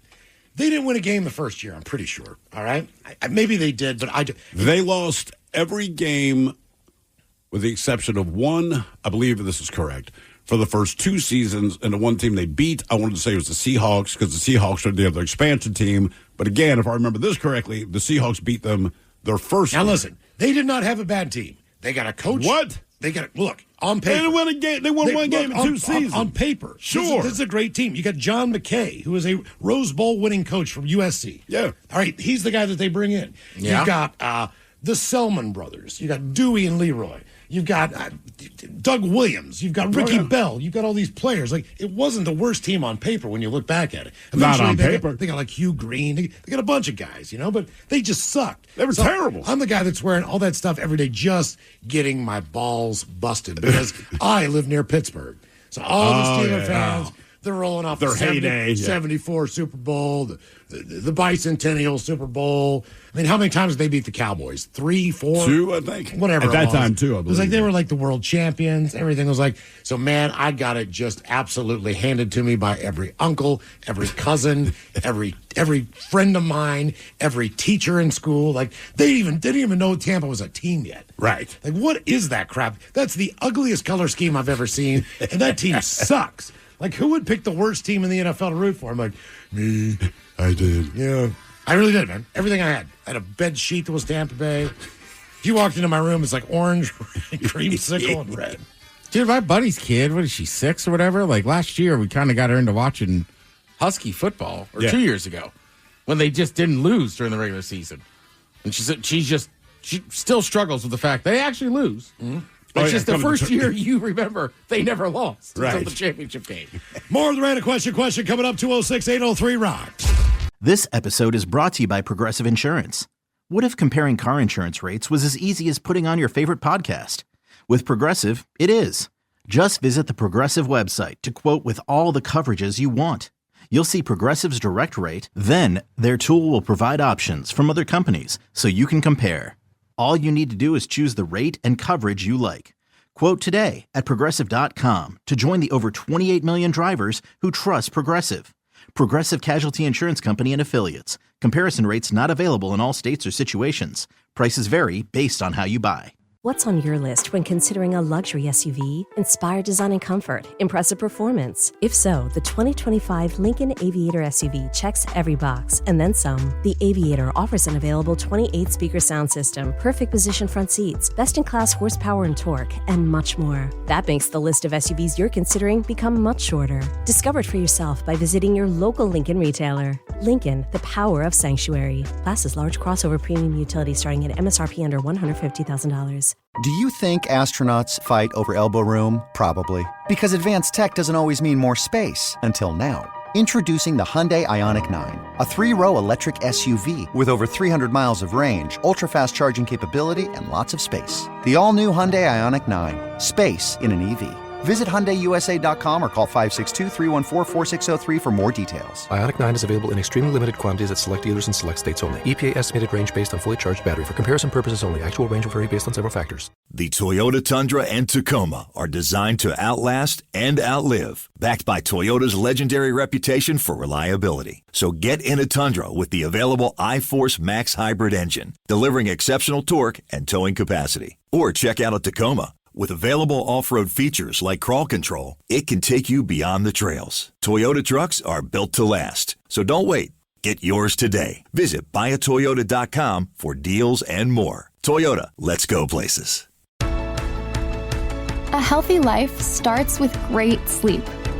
Wake refreshed with Avocado's GOTS certified organic green mattress, delivering breathable, back-loving support natural materials from Avocado's own sustainable wool and latex farms, easy financing, a 1-year sleep trial, and deep, restorative slumbers. Organic sleep awaits at avocadomattress.com. Your guess is as good as mine. Kind of at 4:30. The category is the greatest guitarist of all times and Fortune 500 companies. We'll play Your Guess is as good as mine right after emails on our random question 206-803-ROCK. An interesting text just came in. We were talking about radio earlier, right? Different people worked in radio, Howard Stern, Mancow, etc. So somebody texted in, and this is an interesting point to me. It says, I was listening to Mancow on the morning of 9/11, and I thought it was just a poorly thought out bit. Until I heard him choke up. Well, I hopped out of the shower, turned on the TV just in time to see the second tower get hit. So he thought Mancow was doing a bit, didn't realize it was a new thing. One of the things I remember about 9/11, because it was like all hands on deck, so they called us all into work, no problem. And what was crazy to me, all of the major news, whether it is cable or network, right, they're trying to figure out what's going on, what's happening. That's when Howard Stern basically showed them how to do broadcasts. Because at the heart of what we do is that if the S hits the fan, we're here to tell you. Yep. Hopefully, nothing horrible is going on, and we can entertain. So 9/11 happens, and you name the news outlet, right? It could be Fox, it could be CNN, it could be ABC, MSNBC, any one of them. It was the Howard Stern show has confirmed. Like, this became he was on it first. But up until that point, you know, all those same news channels, all they did was, just rake him over the coals because he's this, he's that. And then when the S hit the fan, you realize he is significantly better at your job than you are. Right? Oh, yeah. He does he all did a the great stupid job. stuff and all that, but then when the S hit the fan, this guy coordinated all of his people to go out there and get information. He became the de facto place to get information. And what drove me nuts was I just remember watching all of these different talking heads and newscasters, and it's people you recognize, but they would begin their little spiel with, the Howard Stern show has confirmed. And I'm thinking, this is where we're at now. Just yesterday, you guys were talking smack on this guy. Now today, you realize he actually knows how to do what you guys pretend to do. Fantastic. Wow. Yeah, that's crazy. Here's a weird one I found out after the fact. So I was on the air that morning as well, and I had a buddy that was going to come down and see me. My buddy, old college roommate, and he worked as a trader in Manhattan. Mm-hmm. Now, if you know anything about that world, you work for a firm for a couple of years, and either you get promoted or get another firm wants you. So you bounce around early on as far as the jobs go. So I wasn't exactly sure where Chris, my buddy, worked. What I did know was that he was going to come down in a few days to Baltimore because Cal Ripken Jr., he was coming to the close. He was going to break his streak. Those were right around each other, yeah. Chris and I were going to go to not the last game, not the game where he broke it, but like 2 days before. That was the idea. So, and then from there, he was going to go back to West Virginia, visit some friends, blah, blah, blah, blah, blah. Go to a Mountaineer football game. So I know he works up there. That morning, I keep trying to call him. And the phone rang about 6 times. So I got through 6 times. The phone rang. It went to voicemail. Yeah. So I was like, dude, call me. Let me know what the hell's going on up there. We need to get you on the air now because you can give a live report from this, right? Sure. Okay. Well, I did not work. At the time, I did not know that he worked for Cantor Fitzgerald. All right. So he didn't make it. But a few years was he in Tower 1 or 2? You know what? Because I feel like Cantor Fitzgerald is the one name I heard the most. They were way high up. So like they were above, I think, the plane. Damn. So their office was above the plane. But anyway, and again, not sure which one of those it was. But, so I also knew his fiance very well. And the family, I knew his brother, met his dad a couple times. Roommate-wise, you're dropping crap off. Hi, it's my mom and dad, you know what I mean? They're going to drive back to New Jersey, blah, blah, blah, blah, blah. But a few years later, when I saw Kelly again, she said, we were able to get Chris's phone records. And you were the only person who got through.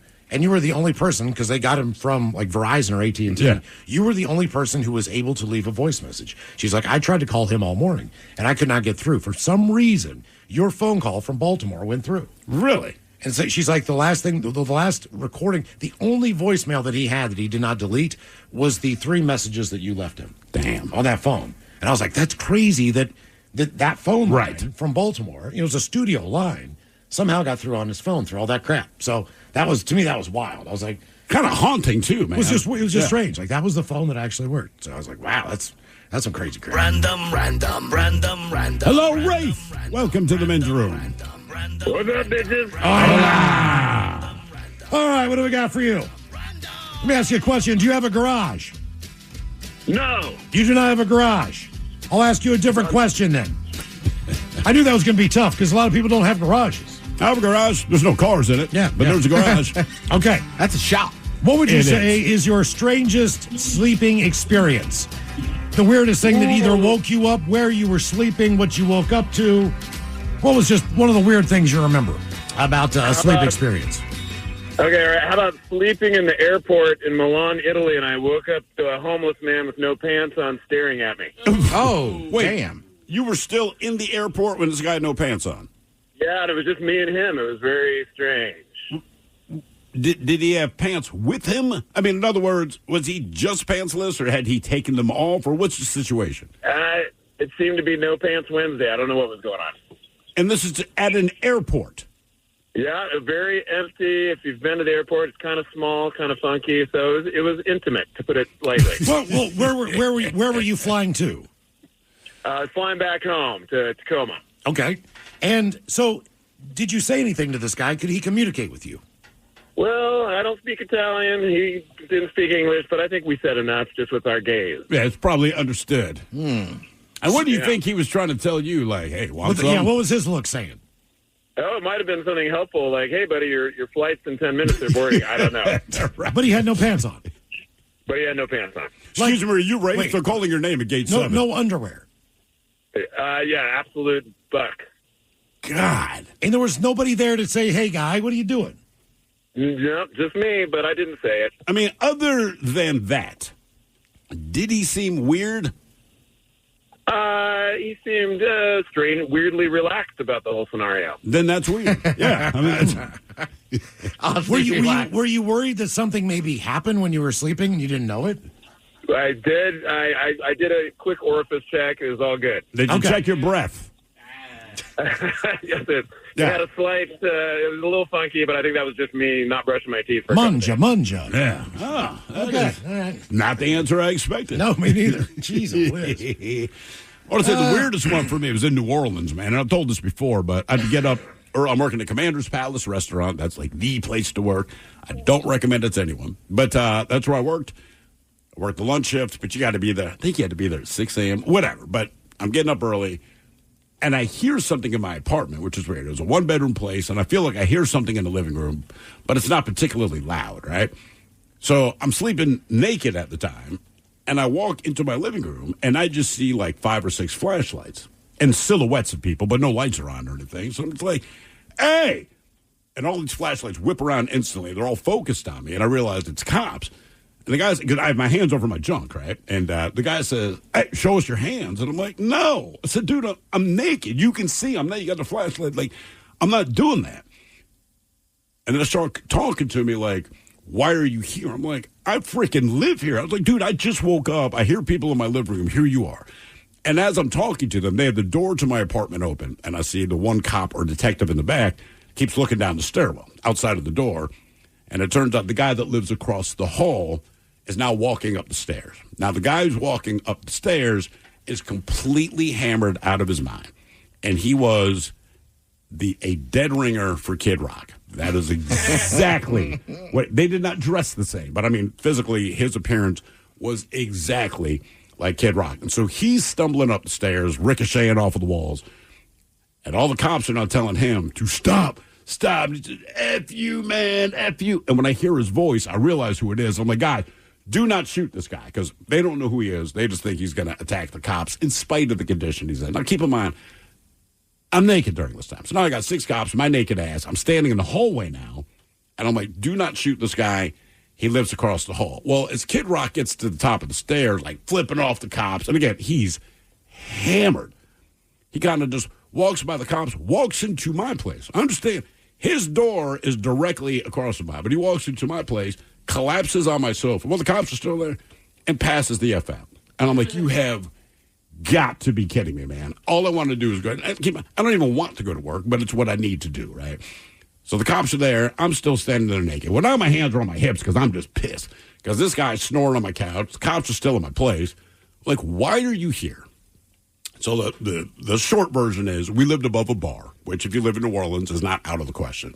The silent alarm at the bar had been triggered. They went there first, but there was no signs of entry. Must be an inside job, blah, blah, blah. Well, Kid Rock, who's now passed out on my couch sawing logs, he was the closing bartender at the bar. So my assumption is either he misset the alarm, forgot his. It's an innocent thing, right? He is piss drunk.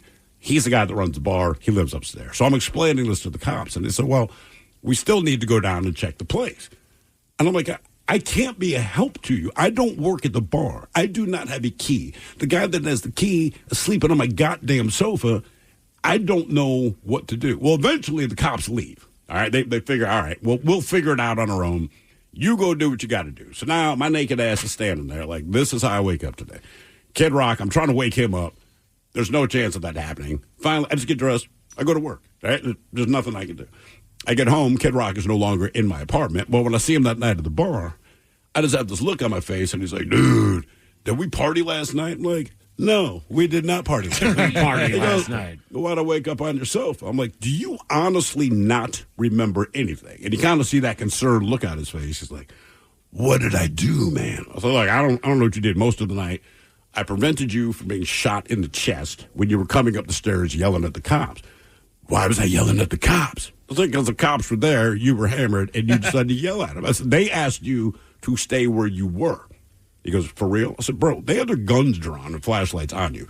You kept walking up the stairs like you were going to take them on or something. I knew that wasn't the case, so I had to convince them not to kill your ass. And I'm like, and then instead of going into your effing place, you walked into mine and passed out on my sofa. He's like, dude, I'm so sorry. I said, no, look, it's not a huge deal. I just prefer not to wake up. Bro, at that time in my 20s, trust me, it's not a huge deal. My issue is, I'm like, I had to deal with these guys for like 20 minutes, mostly because of you. I had to talk them down from killing you. And I was naked the whole time. Like, why were you naked? I'm like, because I just got out of bed. I'm like, this was not a plan. Bro, I got out of bed. There's cops in my place. I got flashlights on me. Then your dumbass is coming home, stumbling up the stairs. I had to tell them not to shoot you. Then you pass out my place. I'm trying to wake you up. Were you naked when you're trying to wake me up? Yes, I was naked when I was trying to wake you up. I'm so sorry to have imposition you here, man. But he's like, yeah, dude, I woke up. I had no idea. Why I was at your place? Just figured we party. And I'm like, nothing like that, bro. I'm like, whatever you did, you did on your own. But yeah, you almost got killed by the cops. We asked, what is your strangest sleeping experience? They say falling out of bed is usually more embarrassing than life-threatening, assuming you're sleeping a couple feet off the floor and not on the edge of a cliff. A few weeks ago, someone set up a cliff bed in China. Have you guys seen a picture of this? No. Is that when people are like hanging off the side of a mountain? That a sheer straight wall. Right, and they like post in all their like the bed and everything. But I assume they're doing that because they are hiking and you need to stop for the day. No. This is for thrill seekers. Come on. You get a chance to sleep on a bed that's perched 330 feet off the ground. So if I was trying to, I don't know, climb El Capitan, there is a good chance, okay? I'm looking at the picture of it now. That I need to stop along the way because I'm not going to. That is understood. I'm not going to get there in 2 hours. I need to take a moment. So a lot of those guys, when they're climbing, they do it in stages and they actually stay up there. So guess how much this costs to spend the night in China? You could give me a couple grand. $13.50. That's kind of cheap. Yeah. Hopefully you won't fall. They do have a safety harness the whole time. And apparently it's even safe enough for kids. You can be as young as 14 to do it. No. Though minors... all right, a teenager I could fathom. When you said kids, I was like, you want a kid to die? My kids are 13 or 14 and a half, and just from top of them, no. You also don't stay in the bed overnight.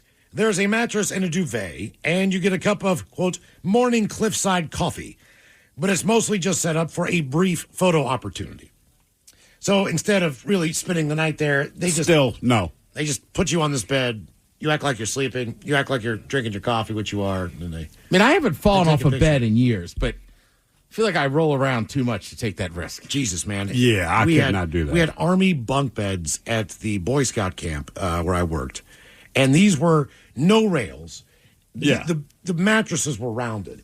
And it was a concrete floor, man. And you would hear people taking headers at least once a week. I took 2 headers. Did you? Oh, yeah.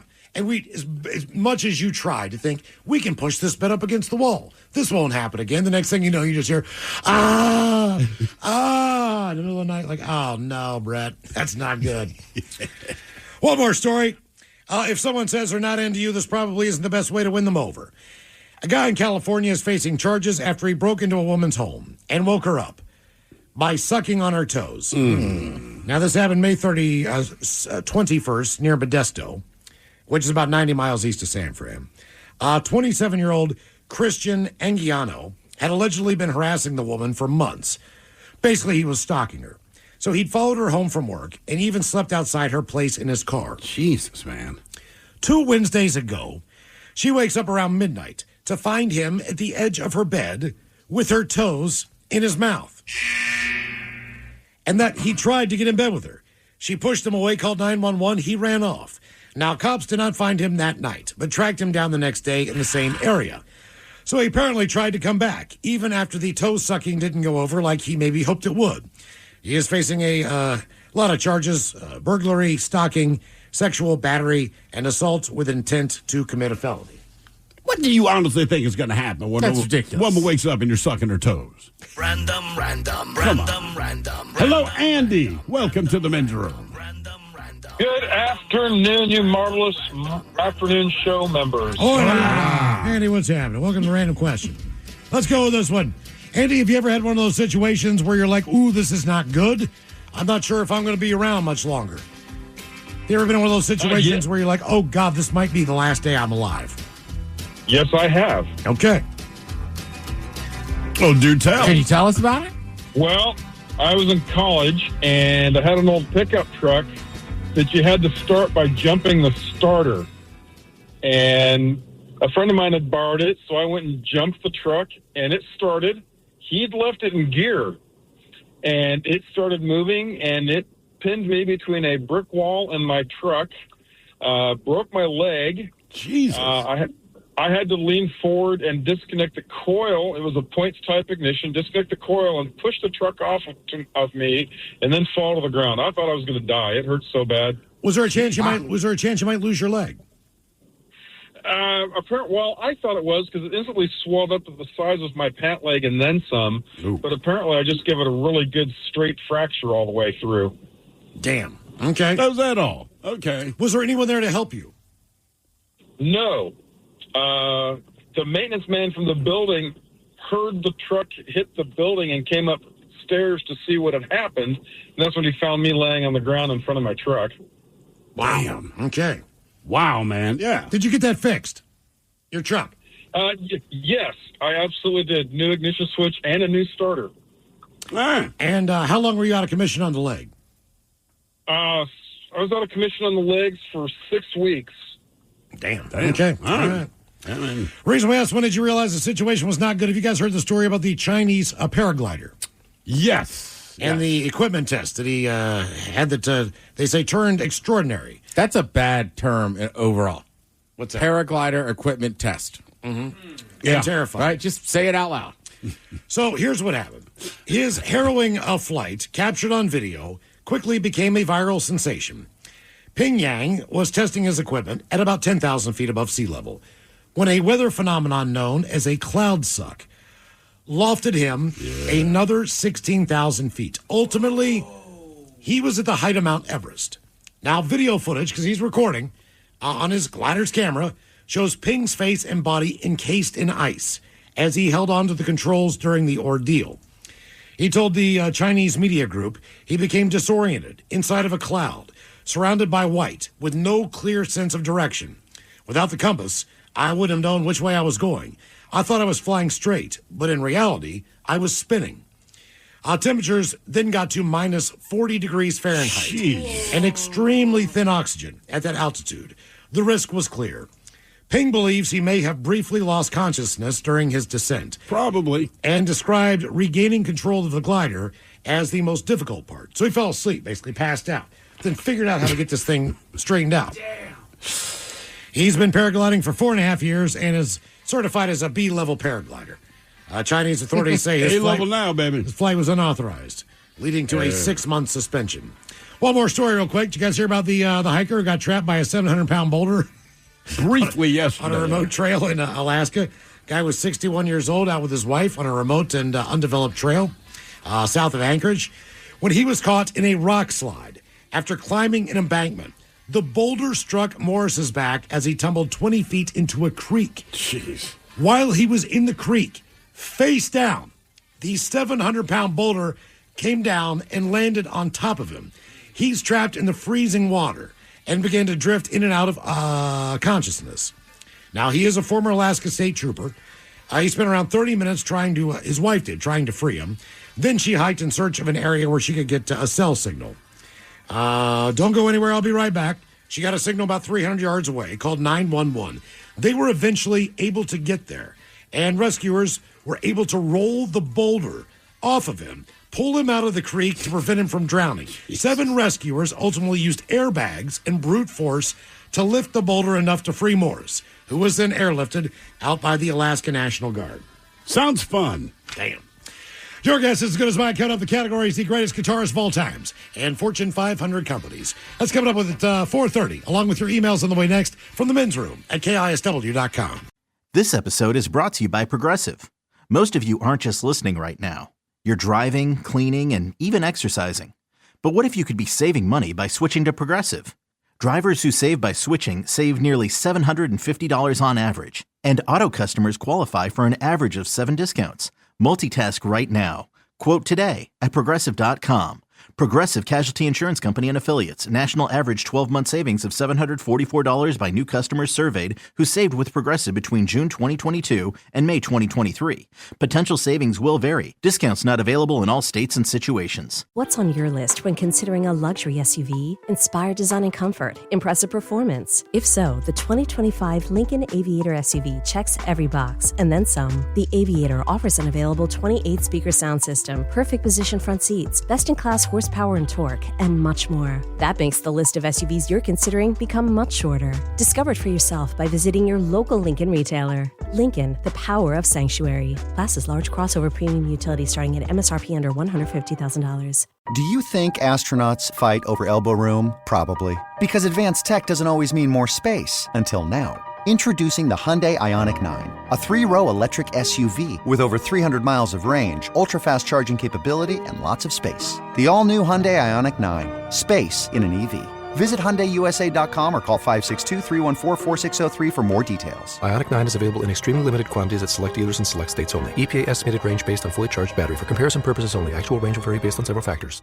The Toyota Tundra and Tacoma are designed to outlast and outlive, combining raw power with precision engineering, all backed by Toyota's legendary reputation for reliability. Climb inside a Tundra and experience the uncompromising strength. With its available iForce Max engine, the Tundra delivers exceptional power, torque, and towing capacity. Plus, the spacious and high-tech cabin keeps you connected on the run. Or check out a Tacoma. Agile, dependable, and unstoppable. The Tacoma's designed for those who go beyond the trails. Stay ahead of the pack with available off-road features like crawl control. Or break out your tunes with the available portable JBL speaker. Toyota trucks are built to last, year after year, mile after mile. So outlast every adventure and outlive the moment. Buy a Tundra or Tacoma today. Visit buyatoyota.com, the official website for deals. Or stop by your local Toyota dealer to find out more. Toyota, let's go places. A healthy life starts with great sleep. Wake refreshed with Avocado's GOTS certified organic green mattress, delivering breathable, back-loving support. Natural materials from Avocado's own sustainable wool and latex farms. Easy financing, a 1-year sleep trial, and deep, restorative slumbers. Organic sleep awaits at avocadomattress.com. This episode is brought to you by Progressive Insurance. Whether you love true crime or comedy, celebrity interviews or news, you call the shots on what's in your podcast queue. And guess what? Now you can call them on your auto insurance too with the Name Your Price tool from Progressive. It works just the way it sounds. You tell Progressive how much you want to pay for car insurance, and they'll show you coverage options that fit your budget. Get your quote today at Progressive.com to join the over 28 million drivers who trust Progressive. Progressive Casualty Insurance Company and Affiliates. Price and coverage match limited by state law. Do you think astronauts fight over elbow room? Probably. Because advanced tech doesn't always mean more space. Until now. Introducing the Hyundai Ioniq 9. A 3-row electric SUV with over 300 miles of range, ultra-fast charging capability, and lots of space. The all-new Hyundai Ioniq 9. Space in an EV. Visit HyundaiUSA.com or call 562-314-4603 for more details. Ioniq 9 is available in extremely limited quantities at select dealers and select states only. EPA estimated range based on fully charged battery. For comparison purposes only. Actual range will vary based on several factors. Ready to explore Europe the striped way? Then fly with Condor Airlines. With nonstop flights to Frankfurt, Germany, there are great connection options to several cities. Whether it's the romantic streets of Paris or the stunning beaches of Barcelona, Condor will start your vacation by offering comfortable and spacious cabins. Fly the striped way. Visit condor.com today. 99.9 KISW. We return to the men's room with Miles and Thrill. Yeah, that's a good point. For the most part. Yeah. All right, let's get a contestant on the line now for your guess as good as mine, 206-803-ROCK. First time for a few emails from the men's room at KISW.com. You've got mail. You've got mail. That birthday's brought to you by Men's Room Roasted Red Salsa from San Juan Salsa Company. Dip responsibly. Still can't get them. Trying. One of these days. Wow, you got me a bunch at the beginning. Yeah.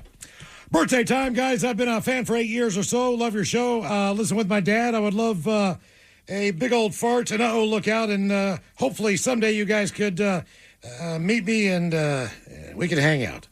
Take care, guys. That from Peter R. from Puyallup.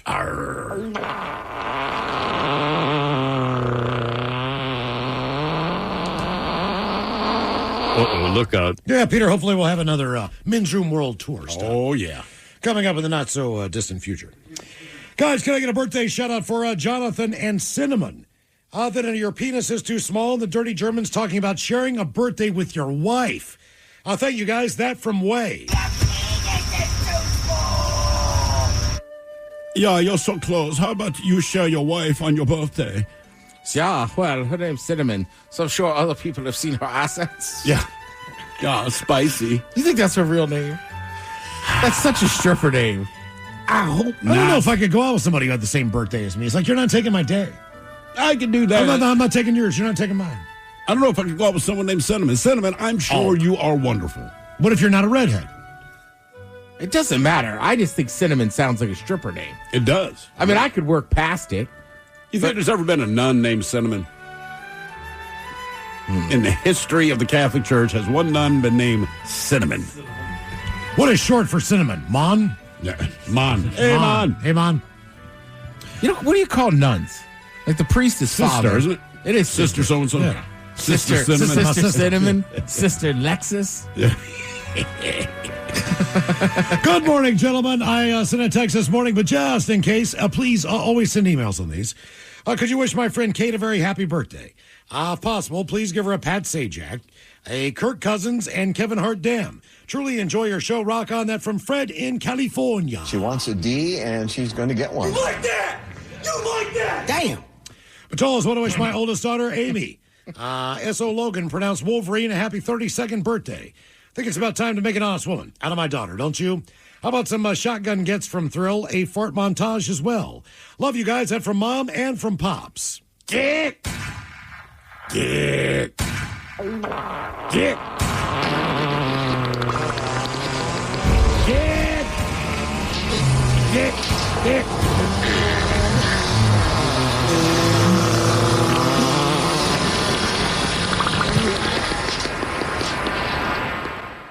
Get. All the patrols. I want to wish my roommate, brother, and best friend Eric a very happy 35th birthday. After 13 years of trying to get him to listen to the men's room, I have finally succeeded. Yay. Since I've got him on board, we've created our own men's room drinking game. Simple rules: take a shot every time Ted says the word fathom. Fathom. We've played 5 times so far, and we have come to the conclusion that we can only play when we both have the following day off. Do I say fathom that much? Yeah. Well, you just said it Do twice, I really? Yeah. I didn't fathom. I fathomed that much. Could we get the captain talking about his experience with monkeys trying to have sex with a doorknob? And Coach Ted explaining how he can't fathom trying to teach an 8-year-old the 4-6 defense. I love you guys. That from Kyle. Ooh, well, ahoy there, happy birthday. As far as the monkeys trying to have sex with doorknobs, well, there was the rowdy monkey down in Los Angeles, and of course, Curious George, but those of us that know him best called him Bi-Curious George. I'll let you do the math. But you might remember Coco the monkey from Cocoa Pop cereal. Yeah, he only lasted during the 90s because he was always trying to have sex with doorknobs, and that really bothered corporate. They said it was a bad look when trying to sell cereal to children, but us mascots, we didn't care. We were down. In fact, we started dressing up as doorknobs and letting the monkey do his thing. Crunch berries. All right, it's an 8-year-old, right? So why they can't fathom the 4-6 defense? First of all, it's not even used that much in today's game. There's too many guys spread out. Second of all, I don't think an 8-year-old could fathom how good your free safety has to be. See what we're talking about here, Miles, is nowadays they call that 8 men in the box. All right? Made popular by the Bears, but that free safety has to be an absolute stud, and this little 8-year-old couldn't fathom that. She's never even seen John Lynch play. Gentlemen, celebrating my 53rd trip around the sun, can I please get an uh-oh lookout? A happy Chinooka. And the Dirty Germans talking about how a PE teacher should celebrate the birthday. You guys provide a happiness in strange times. Thank you. That from Bird Dog 1. Uh-oh, look out. Happy Chinooka. Yeah, a PE teacher. Well, obviously, you're probably in shape. Although, actually, looking back on most of my high school teachers, yeah, they had the beer gut, which now is known as the dad bod. Yeah, I think you should bring home that giant parachute. And when you get on your knees, you should smoke it out. Yeah, I was going to say grab the wrestling matches. I've never done that. You guys ever done that? Yeah, third grade. Once. It was third grade. No. I'm talking about smoked out. Yeah, the parachute. Oh, no. I think the fair question is, does anybody in this room own a random parachute? Just for smoking out, I've only brother. seen it in videos. I've never seen it actually done in person. I mean, again, you'd have to know a PE teacher or somebody that has that thing. Right. Mm-hmm. Then you need like 40 friends and they all got weed. Yeah. Which at that age is hard to find. Because you're going to fill that thing up with smoke under the bubble. Oh, yeah. Everyone's got to have weed. Maybe easier today. Just make the bubble smaller. Yeah. All right, guys. Here you go. Happy, happy, happy birthday. Happy, happy, happy birthday. Happy, happy, happy birthday to you, to you, to you. Ya's a Dirty Germans brought to you by Men's Room Original Sausage. Available through Uli's World Famous Sausage, mensroomlive.com, and other fine retailers. Schweinefleisch. Thank you, Mom. It's time for a little Your Guess Is As Good As Mine. It's an easy game to play. We get a contestant in the line. You pick from one of two categories and try to get as many right in said category before 3 strikes and you're out. Steve, who is our contestant, ready to play Your Guess Is As Good As Mine. Hello, David. Welcome to the men's room. Hola, bitches. Hola. All right, David, your categories today on Your Guess Is As Good As Mine. We have a list of Fortune 500's top 30 companies. David, all you need to do is get 10 right out of the 30, you win. Then, we have the 10 greatest guitarists of all time. Now, on this one, there are 20 possible options. If you get 10 right, I'll give you that one. So where do you want to go? Fortune 500, or do you want to go the greatest guitarist of all times? I think I'm going to go greatest guitarist. Okay. All right, David, you know the game is played. In this instance, we do have 20 of the greatest guitarists ever. Now, I am not going to give you any hints because I think you should be able to get through this pretty easily. There's some blues guys on there, but typically, if you stick with the rock genre, I think you're going to do a lot better on this. Yes. Okay? Okay. So you know how the game is played. Go ahead and start your picks. I'm going to go with Jimmy Page. Jimmy Page, number 2 on the list. James Patrick Page is an English musician, songwriter, and record producer who achieved international success as a guitarist and founder of Led Zeppelin. You are correct, David. 1 for 1. All right. Okay, then I'm going to have to go with Eddie Van Halen. Eddie Van Halen. He is number 3 on the list. Edward Ludwig Eddie Van Halen. Ludwig! A Dutch-American musician, songwriter, producer, and inventor. He was best known as the lead guitarist and occasional keyboardist and co-founder. What else was he known for? Of the rock band Van Halen. Super friendly, easy to get along with. Yes, I've heard, nothing but good things about him. Yeah, he was cool. There's probably another Jimmy on there. Oh, Jimi Hendrix? Is that your guess? Yeah. He is the number one greatest guitarist of all time. Oh, sweet. Jimi Hendrix, born November 27, 1942, was an American rock guitarist, singer, and songwriter from Seattle, Washington. Survived by his brother Leon. David, you got the top three: Hendrix, Page, and Van Halen. What is your next guess on the 10 greatest guitarists of all times? Joe Satriani. Joe Satriani of surfing, of surfing with the alien fame does not make the list. Don't forget Chickenfoot. Currently the lead guitarist in Chickenfoot. Are they still around? Yeah. I mean, whenever they get together and they want to jam. That's a good point. I mean, look, those guys. Does he get hurt just because not enough people know who he is? Mostly. I think if he had been in a band or something like that, it'd have been a little different for him, but he did all solo stuff, so look, everyone that's heard him, whether you like his style or not, you recognize he's a fantastic guitar player. But when you're not doing sing-along songs and stuff like that, Surfing with the Alien, that's that was it. about it. That's what people know him for. Mm-hmm. Okay, David, one strike against you. You've got 3 out of the 10 greatest guitarists of all times left. All right. How about Tony Iommi? Tony Iommi is number 9. Wow. Yes. Anthony Frank Tony Iommi. He's an English guitarist, but sounds freaking Italian to me. Songwriter, producer. Best known as the lead guitarist and founding member of Black Sabbath. He's been the band's sole continual member. Sabato Negro. And primary composer. Keep in mind, he is the only member of Black Sabbath who has missing been there, his fingers. Oh. Been there the entire time, and yes, he is missing 2 fingers. That's from being a teen employed at a sheet metal place. Yes, and literally exactly right. chopped off 2 of his fingers. So he got like these rubber fitted things. His dad at the time was like, "Son, I know you like playing guitar, but goddamn, you lost 2 fingers, boy. Maybe give it up." He's like, "Nope, I got rubber tips, Dad. I'll be Right, fine." and they're from Birmingham, right? Birmingham. Yeah, All that's a tough area. David, 4 out of the 10: Hendrix, Page, Van Halen, and Iommi. Who's there the guy? are 6 remaining. Who's the guy that would talk through his guitar? Peter Frampton. Frampton? I would think like and Randy occasionally, Rhodes, yeah, brother. Steve Vai had a little of that going on. Yeah. Frampton's what I'm thinking of. Slash, Angus Slash. Young, Yeah, Randy Rhodes has got to be up there. Zach Wilde. Oh, He's a guitar god, man.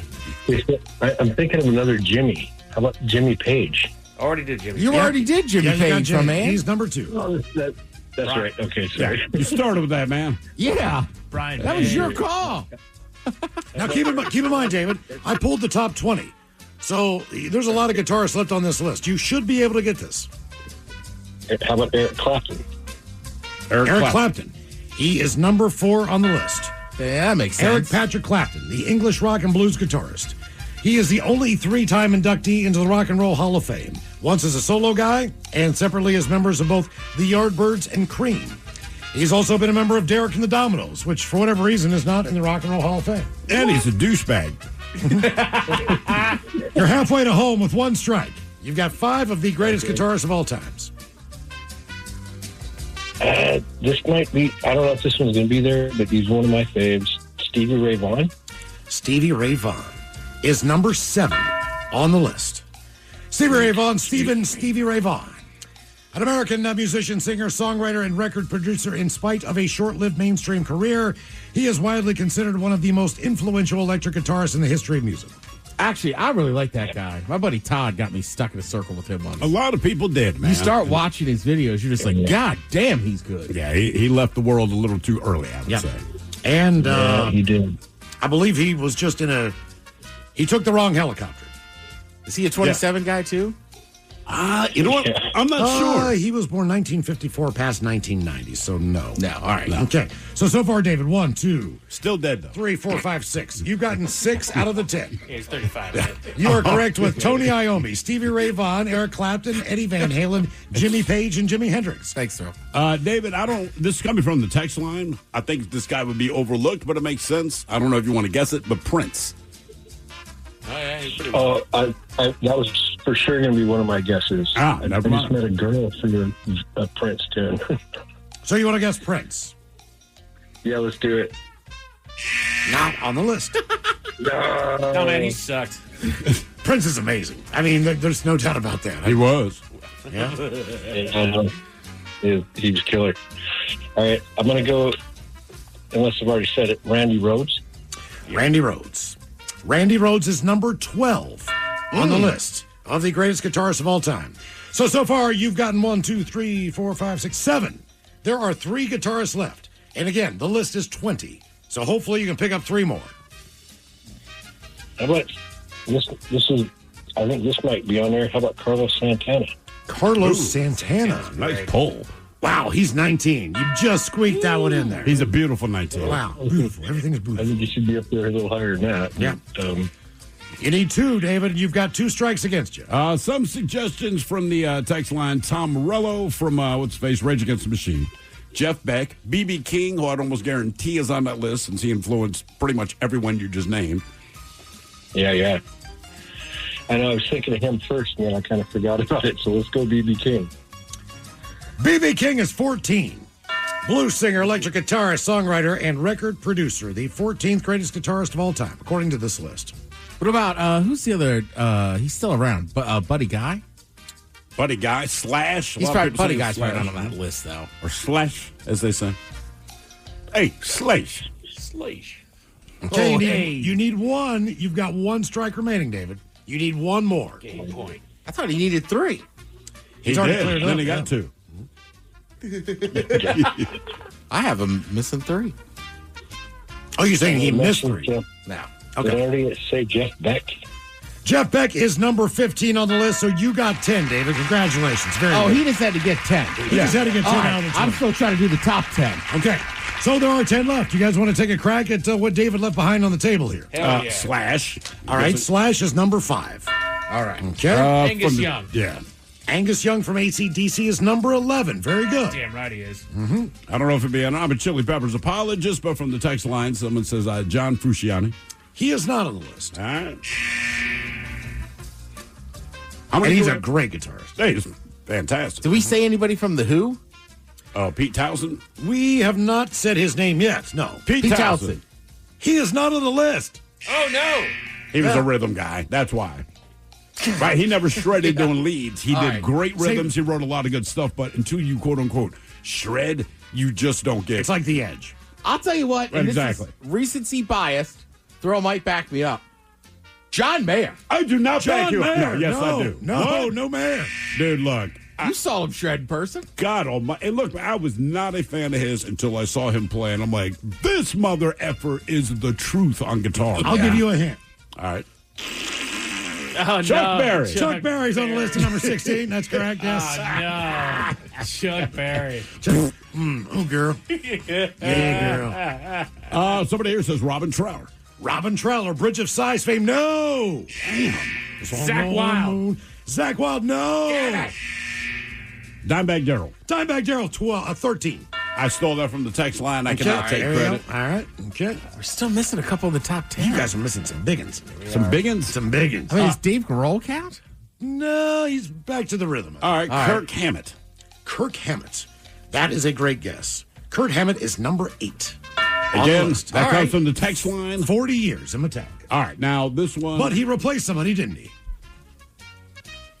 Dave Mustaine. He's 18, believe it or not. Really? Yes, he is. I mean, look, yeah. You know, actually, he's a very good guitar player. He's just, he's an odd human. We got a Canadian on here. Alex Lifeson. He's 20. That came from the text as well. They've been saying it over and over and over, but. Okay, and the rest of the list is made up with people that are from across the pond. The last 3 are across the pond. Ooh. David Gilmour. David Gilmour is number 6. That is correct. There are 2 more. Keith Richards. Keith Richards. There you go. He is 17. 1 guitarist remains on the list of 20. The Edge. No. This guy is the most underrated on the entire list. The most underrated on the entire list. Based on the riffs that he has created. And he's from across the pond. Yes. We're missing. He's a big name. Brian May. Brian May, 10. I think I said Brian May. Did you say Brian May? I think I said Brian May. But either way, I stole that again from the text All line. right. Good job, texters. Go I Queen. sound smart. Here you go. 20, Alex Lifeson from Rush. Carlos is number 19. Dave Mustaine, 18. Keith Richards, 17. Chuck Berry comes in at 16. He's the greatest guitarist. Jeff Beck, 15. B.B. King, 14. Dimebag Darrell, 13. 12 is Randy Rhoads. Angus Young, 11. Brian May, 10. Tony Iommi, 9. Kurt Hammett, 8. Stevie Ray Vaughan, 7. David Gilmour, 6. 5 is Slash. 4, Clapton. 3, Edward Van Halen. 2, Jimmy Page. Number 1, Jimi Hendrix. Those, according to some internet thing, are the top guitarists of all times. Yes, some internet voting thing. Coming up at 5:08, we'll drink and toast with the shot of the day. You are listening to The Men's Room. This episode is brought to you by Progressive Insurance. Whether you love true crime or comedy, celebrity interviews or news, you call the shots on what's in your podcast queue. And guess what? Now you can call them on your auto insurance too with the Name Your Price tool from Progressive. It works just the way it sounds. You tell Progressive how much you want to pay for car insurance, and they'll show you coverage options that fit your budget. Get your quote today at Progressive.com to join the over 28 million drivers who trust Progressive. Progressive Casualty Insurance Company and Affiliates. Price and coverage match limited by state law. Do you think astronauts fight over elbow room? Probably. Because advanced tech doesn't always mean more space. Until now. Introducing the Hyundai Ioniq 9, a 3-row electric SUV with over 300 miles of range, ultra-fast charging capability, and lots of space. The all-new Hyundai Ioniq 9. Space in an EV. Visit HyundaiUSA.com or call 562-314-4603 for more details. Ioniq 9 is available in extremely limited quantities at select dealers and select states only. EPA estimated range based on fully charged battery. For comparison purposes only. Actual range will vary based on several factors. Ready to explore Europe the striped way? Fly Condor Airlines non-stop to Frankfurt and connect effortlessly to most European destinations. Relax and start your vacation in comfort. Fly the striped way. Visit condor.com today and book your next adventure. When water from the pipes was pouring down, filed a claim with his cops. We turned it around. Across America, over 600,000 small businesses look to Hiscox Insurance for protection. Find flexible coverage that adapts to the needs of your small business with a fast, easy online quote at hiscox.com. 'Cause there's no business like small business. Like no business we know. Get a quote today with Hiscox Small Business Insurance. $50,000 to $80,000 to repair and replace a broken sewer? That stinks. Well, that's what you get when you buy an older home. We don't have that kind of money. I mean, who does? Well, don't wait until it's too late. Call Pinky's. Pinky's? Yes, Darlene. Pinky's Plumbing. They do everything plumbing, even sewer and drain cleaning. A little preventative maintenance now will save you a big headache later. Just schedule it at pinkysplumbing.com. Oh, thanks, Ethel. Plumbing backed up and things get stinky. Call Pinky's. Coming up at 5:08, we'll drink and toast with the shot of the day. And we do have your headlines on the way at 5:50. But first, quick check out with Mike Hawk and some of the stories and headlines he is not working on. Well, thank you, Miles. It turns out that while young people often struggle in the workplace as it is, Gen Z is actually truly proving to have the hardest time adapting to office life. I read that. And there was a little bit that made sense of it, but at the same time, like I don't know that it would hinder as much as they're saying it will. I mean, it's the only excuse they can come up. Basically, it's just COVID. Right. So not just missing out on those certain social interactions at an age where it's important because you're about to get into the workforce. Right. These kids came into the workforce with working from home and whatnot. It's like there was a swing of 4 to 5 years of people that went into the workforce working from home. There was a handful more that got sent home. Sure. And there were others that then came in behind that. But I think you also... sometimes I wonder if people know enough to know that their algorithms are tailored to them. So I don't think a lot of people know that. So when you go into a workplace, you're going to encounter a lot of different people with a lot of different views. Absolutely. And if you only know your vacuum of seeing the same stuff over and over, like I might think you're just a god-awful person because we disagree on one thing. Exactly. Well, and then it was a little bit of what they talked about. They said, look, the place that I'm dealing with, I've got these Gen Z kids that are coming up there, and like instead of coming to me to talk to me about things that they have issues with, they talk amongst themselves into their little echo chambers. They constantly talk about quitting. They talk about fatigue. They're disgruntled all the time when I just ask them to do basic stuff, just kind of getting them to do what it is that their job is. They're complaining about pay, even though we are one of the better paid career centers that are out there.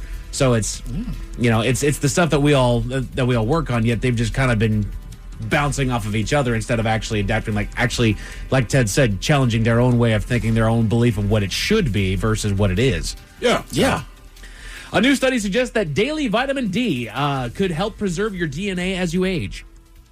Okay. I mean, I think anything in your life is going to be better if you get some sunlight. Absolutely. Yeah, probably. Absolutely.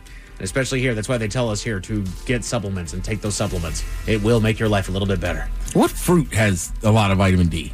All I know is milk and sun. I don't know what I can There's got to be right. There's got to be something you can eat. That's probably like pomegranate or something weird. You know? Avocado, bananas, papaya, kiwi, figs, watermelon, oranges, guava. All right. Yeah. I don't hate Guava. Guava. When's the last time you had guava anything? That wasn't a juice? Guava juice is great. I was gonna say, Hang out with a Cuban. that a big go-to? They love guava. All It goes right. on everything. All right. The last time I had it, though, had to be 10 years ago when I was in Miami at that wedding. But just everything's got guava. I've never had guava, but you know what? I like the juice enough that I think feel you like it. I'll have to like guava. Yeah. I'm convinced I'll like guava. Guava lover. Rescue cats may be genetically predisposed to be more talkative. What? Rescue cats? Rescue cats. Yeah, so cats that you rescue. Cats that you rescue. I thought you meant like the bomb-sniffing dog. Meow, I'm here like, to help. Meow. I like a talker. Oh, yeah. Yeah, I mean, have a little conversation. I talk to my cats constantly when they talk to me. It's Hell like, yeah. yeah, man, how are you, brother? Like, come home. Wow. Yeah. I know you want something. I'll figure it out. Mine always meets me just right outside the shower. I'll be in there for whatever reason. It interests him, so he just sits there outside the shower waiting for me, and then I'll rip that curtain open. Meow. Like, what up, dude? How you doing? Yeah, Rainbow Janet, definitely talkative. Yeah, I like that. Probably like, why the hell is my name Rainbow Janet? Why? The double rainbow. Yeah, that didn't go over really well. No. My daughter, she came home from D.C., right? And she wants to see her cat. So she went downstairs, saw the cat. She's down there for like 45 minutes. I'm like, did you see Rainbow? She's like, yeah. I'm like, did you see both of her? Dad. Well, I know what I'm bringing up. A new article has been published that labels your smartphone as a parasite. What? Yeah, a new article has been published that labels your smartphone as a parasite. Basically, it's going back to the same thing that we've been saying for a decade or two at this point, that your smartphone is draining you. Right, but it's voluntary. I mean, like, if you voluntarily swallow a tapeworm, yes, you have a parasite, but also you chose this. Correct. But I will also argue that there's a lot of our lives that does require those smartphones. They do. We said just to get on the damn plane. It's addictive, too. Mm-hmm. Absolutely. Right. I don't really get addicted, and I get that people get sucked into the scrolling stuff and all that. I just don't, but I understand where people go there. What annoys me is going to the sporting event, like, you need your phone. I'm like, I need my phone? They're like, yeah, if you actually want to get in, you need your phone. Concerts, airline tickets, sporting events, it drives And you me better not use absolutely the whole damn thing if you need an Uber home. That's another thing. You gotta time it out. Like, oh. Exactly. Better Dude, get I off have a this thing. 3%. That's what I'm saying.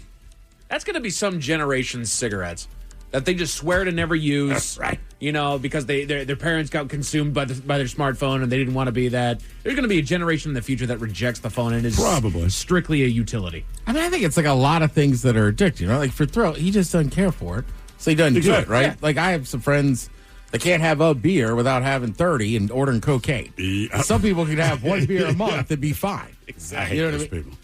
Well, I'm the same way with the smartphone. I did it yesterday. I put on something, and then I found myself I'm like, why am I scrolling? Right? Why am I here? What am I doing? Miles, what day is it, my friend? National Leave Work Early Day. Come on, Miles. See ya. I told you. Oh, it's Testudo's birthday. No, it's Yell Fudge at Cobras in North America Day. I'm sorry, it is what now? That is a legitimate thing. It is. What is it? Yell Fudge at Cobras in North America Day. Where are you going to find a Cobra in North America? That was my question, Ted. And why would I yell fudge? The Men's Top 10. 10 fascinating facts about snakes, specifically the king cobra.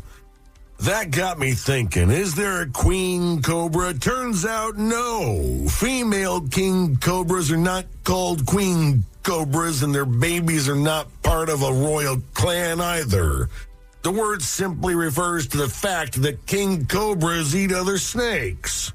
Further down the rabbit hole I go. Is there a queen of the jungle? You bet your sassy ass there is. The lioness is the queen of the jungle. In fact, there are some territories that are being ruled solely by the lioness. They're also known as Mother of Queens. So I guess that makes the king of the jungle a yeah. Thank you, VD. Thank you very much. So, yeah, Ted, that was exactly my question as well. Where are you going to find a cobra in North America? And I looked up, what do you know? Cobras are not native to North America. Yeah. So that's your free Thank fact. God. That's not, yeah, no Thank kidding. God. No kidding, dude. And They're why do they terrifying. want you to yell fudge at a cobra? Because it's the day to do it. You know what? There is Say no other more. day that we here in Yeah. North America can yell fudge at a cobra. That guy got spit on, man. He said it was 6.5 feet up. Yeah. Right. It was above his head when it spit down on him. Yes. I'm like, man, no. Ton fun facts Ben. about cobras. Yeah. King cobras have long lifespans. They can live up to 20 years in the wild. Cool. Yeah. Cool, Dope. cool. Yeah, glad it's living longer. Living that long, healthy life. Because they're so damn big. King cobras use sound to communicate and defend themselves. They can hiss or growl to warn others. Don't most animals use sound to communicate? Like we speak. Yeah, it's just when you consider it, the only sound that it makes is a hiss. Now, is it one of those deals? They talk about crows, right? So Right. they kind of sound the same to us all the time, but I guess they can hear different frequencies, mean different. Correct. Like Different yesterday, chatters and tones. because I heard that the crows started squawking, and it sounds the same as always, but I realized the neighbor's cat was walking through the yards, and basically they were telling them, "Hey, get up on the." Right. And there's a cat up there. So like 17 of them land on the line. This cat goes into the Silk Road, as I call it, sort of hole in the fence, and you see them all look down at this thing. Damn. Just looking. And There then I it guess is. when it was clear, they dropped back down to the ground. But I mean, the one that was kind of on lookout Yeah. started losing its mind. I just didn't know why. And then sure enough, I saw the cat and like, good call. That's terrifying. Good call. That's terrifying. What, the crows are that smart? Damn right. Well, just don't They're mess with them. conspiring, man. They are. They are conspiring. The mongoose is a natural predator of cobras. Mongoose. They're known for their Fudge! Then it kills them. They are known for their aggressive attack on venomous snakes. That whole That's right. family of creatures are terrible. Weasels. I mean, they're just, it's amazing. Yeah, the whole thing. good on 'em. Badgers, minks, They are scared of nothing. wolverines. I mean, the whole family of those things are nuts. Basically ducks. They're nuts. Yeah, pretty That's much. what Ted needs. Ted does needs a mongoose. Yeah. I'll tell you what, man. Mongoose. Yeah, I respect that animal. Kill those snakes. Damn right. Also, I remember being a kid. My brother got a bike that was called a mongoose, and like the whole yeah. the whole neighborhood was like, "Oh man, Chris has a mongoose." That thing was awesome, yeah. Cobras are immune to their own venom. I would hope so. I would think so. Well, yeah. This allows them to hunt and eat other snakes, including venomous ones. Well, because it comes out of they make it. Right. Right. Well, we make a lot of things that can kill us. But I guess you're right. If stomach bile gets loose out of your stomach, you're kind of screwed. Exactly. But I guess I'm just saying that's its defense. It's different. Like, Right. it doesn't matter that it's my gun. The bullet still hurts. Right. Whereas, like, for him, or the snake, it's like, yeah, it's cool. Oh, man, it burns. Again, these are fun facts about cobras. King cobras can go months without eating. They have a very efficient metabolism. I'm sure that's happy snake. But when they get hungry, then what? Yeah, exactly. Yeah. I'm assuming that's most all snakes, though. It seems that way. 'Cause You know? most people have like pets and I feed it once a week. Right. And my dog, it's like twice a day. Right. And even then, she's still begging at you. Even then, yeah. And just starving all the damn time. Female cobras make nests. They are the only snake that builds a nest for their eggs. Really? Mm-hmm. Huh. Everything else just kind of. Or at least they're civilized. Yeah, right. No, we would put ours in a home. Can you eat a cobra egg? I bet the mongoose does.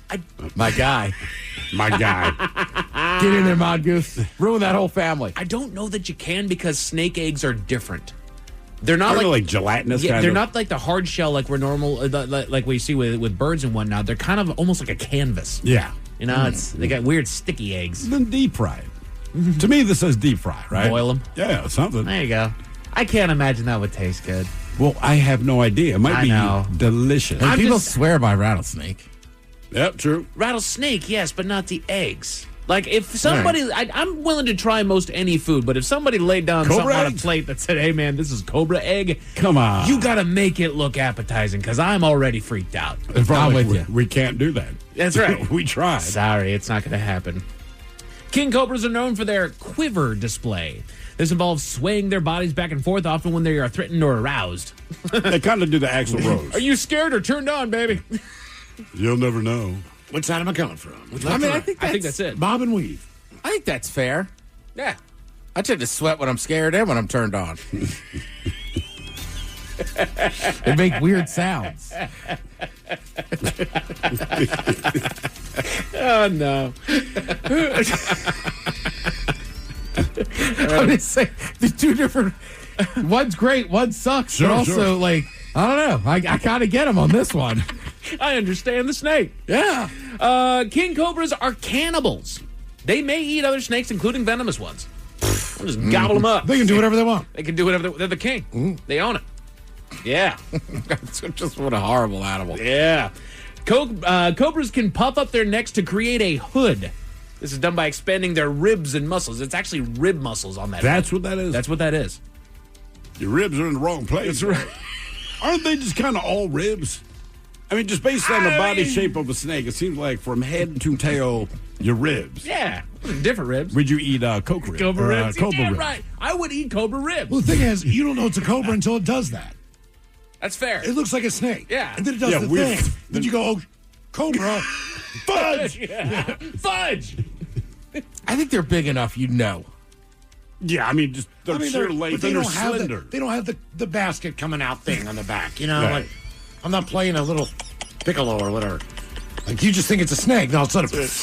What up? Dude, No! David Blaine has a new show where he's doing crazy stuff. And he went to India to see one of these snake charmers, and you're like, oh, they're so good. And the guy's like, well, I've been bit this many times. It's like, oh, all right. You don't really have this down. It's law of averages. He doesn't bite you. Did you guys see that video of the dude he was in? Like, there's a whole nest of snakes that he's in there. He clearly has interacted with these snakes a lot, and he's got this little deal there that shields himself from them. And I don't know what he's grabbing out of there or whatnot, but all of a sudden one like flares up and he kind of swats him away a little bit, and then it actually strikes at him, and he just bitch slaps that snake right on the head.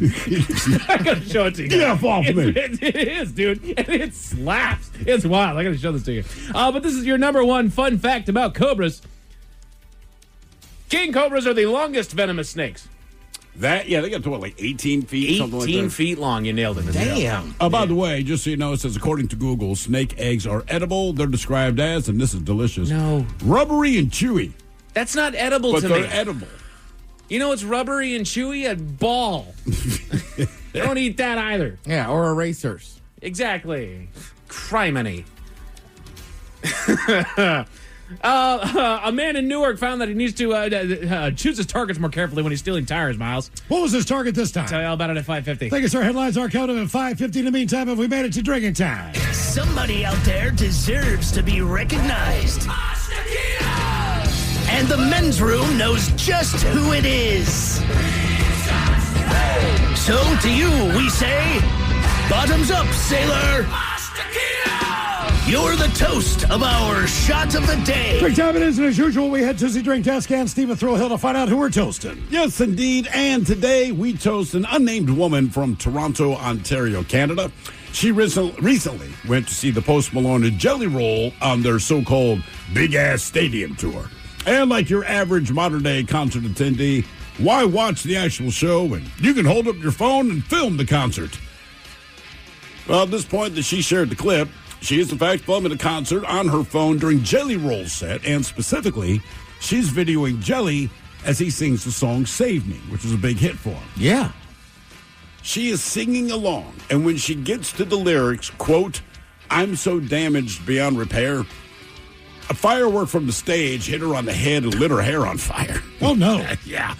She suffered burns to her scalp, but is otherwise okay. She was literally singing the words, I'm so damaged beyond repair, and then a firework just slams her in the head. She had to go to the hospital and everything. All she said is that my scalp hurts, which is what happens when your head is on fire. I would think maybe a little concussion if you get hit in the head with a firework. And she's not the first person, man. Apparently on this same tour, instead of Jelly Roll, it was Post Malone, but they set off a firework and it hit somebody else. So if you're going to the big-ass stadium tour with Post Malone and Jelly Roll, keep your head on a swivel and keep your eyes open. Because people are getting hit by fireworks left and right. On the floor. That seems crazy. On the floor, You should know where that pyro's going. How about up?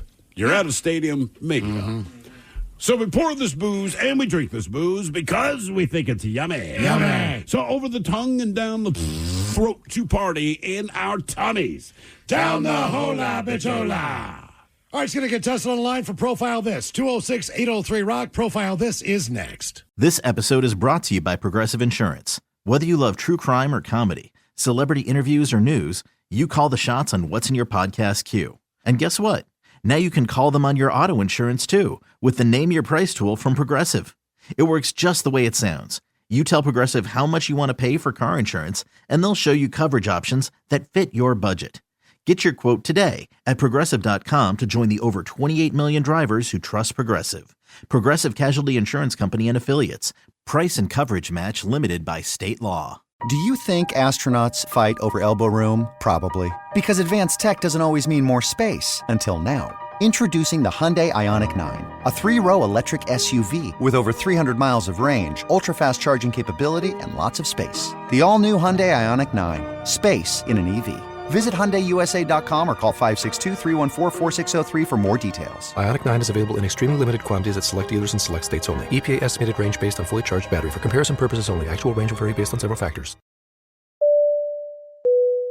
Ready to explore Europe the striped way? Then fly with Condor Airlines. With nonstop flights to Frankfurt, Germany, there are great connection options to several cities. Whether it's the romantic streets of Paris or the stunning beaches of Barcelona, Condor will start your vacation by offering comfortable and spacious cabins.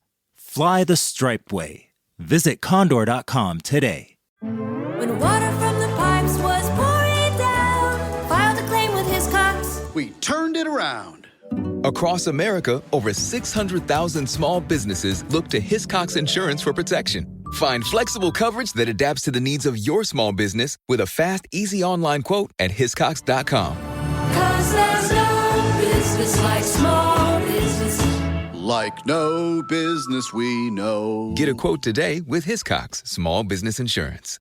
$50,000 to $80,000 to repair and replace a broken sewer? That stinks. Well, that's what you get when you buy an older home. We don't have that kind of money. I mean, who does? Well, don't wait until it's too late. Call Pinky's. Pinky's? Yes, Darlene. Pinky's Plumbing. They do everything plumbing, even sewer and drain cleaning. A little preventative maintenance now will save you a big headache later. Just schedule it at pinkysplumbing.com. Oh, thanks, Ethel. Plumbing backs up and things get stinky.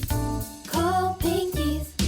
This episode is brought to you by Progressive Insurance. Whether you love true crime or comedy, celebrity interviews or news, you call the shots on what's in your podcast queue. And guess what? Now you can call them on your auto insurance too with the Name Your Price tool from Progressive. It works just the way it sounds. You tell Progressive how much you want to pay for car insurance, and they'll show you coverage options that fit your budget. Get your quote today at Progressive.com to join the over 28 million drivers who trust Progressive. Progressive Casualty Insurance Company and Affiliates. Price and coverage match limited by state law. Hate doing cardio? Try brushing and flossing your teeth. I'm not talking about building up a sweat. I'm talking about building a healthier mouth. For a healthier heart, for a healthier you. Smile Generation trusted dentists look at your care through the lens of the mouth-body connection, because what happens in the mouth plays a critical role for the rest of your body. To find a dentist near you committed to treating all of you, visit smilegeneration.com/confidence today and live longer, healthier, and happier with confidence unleashed.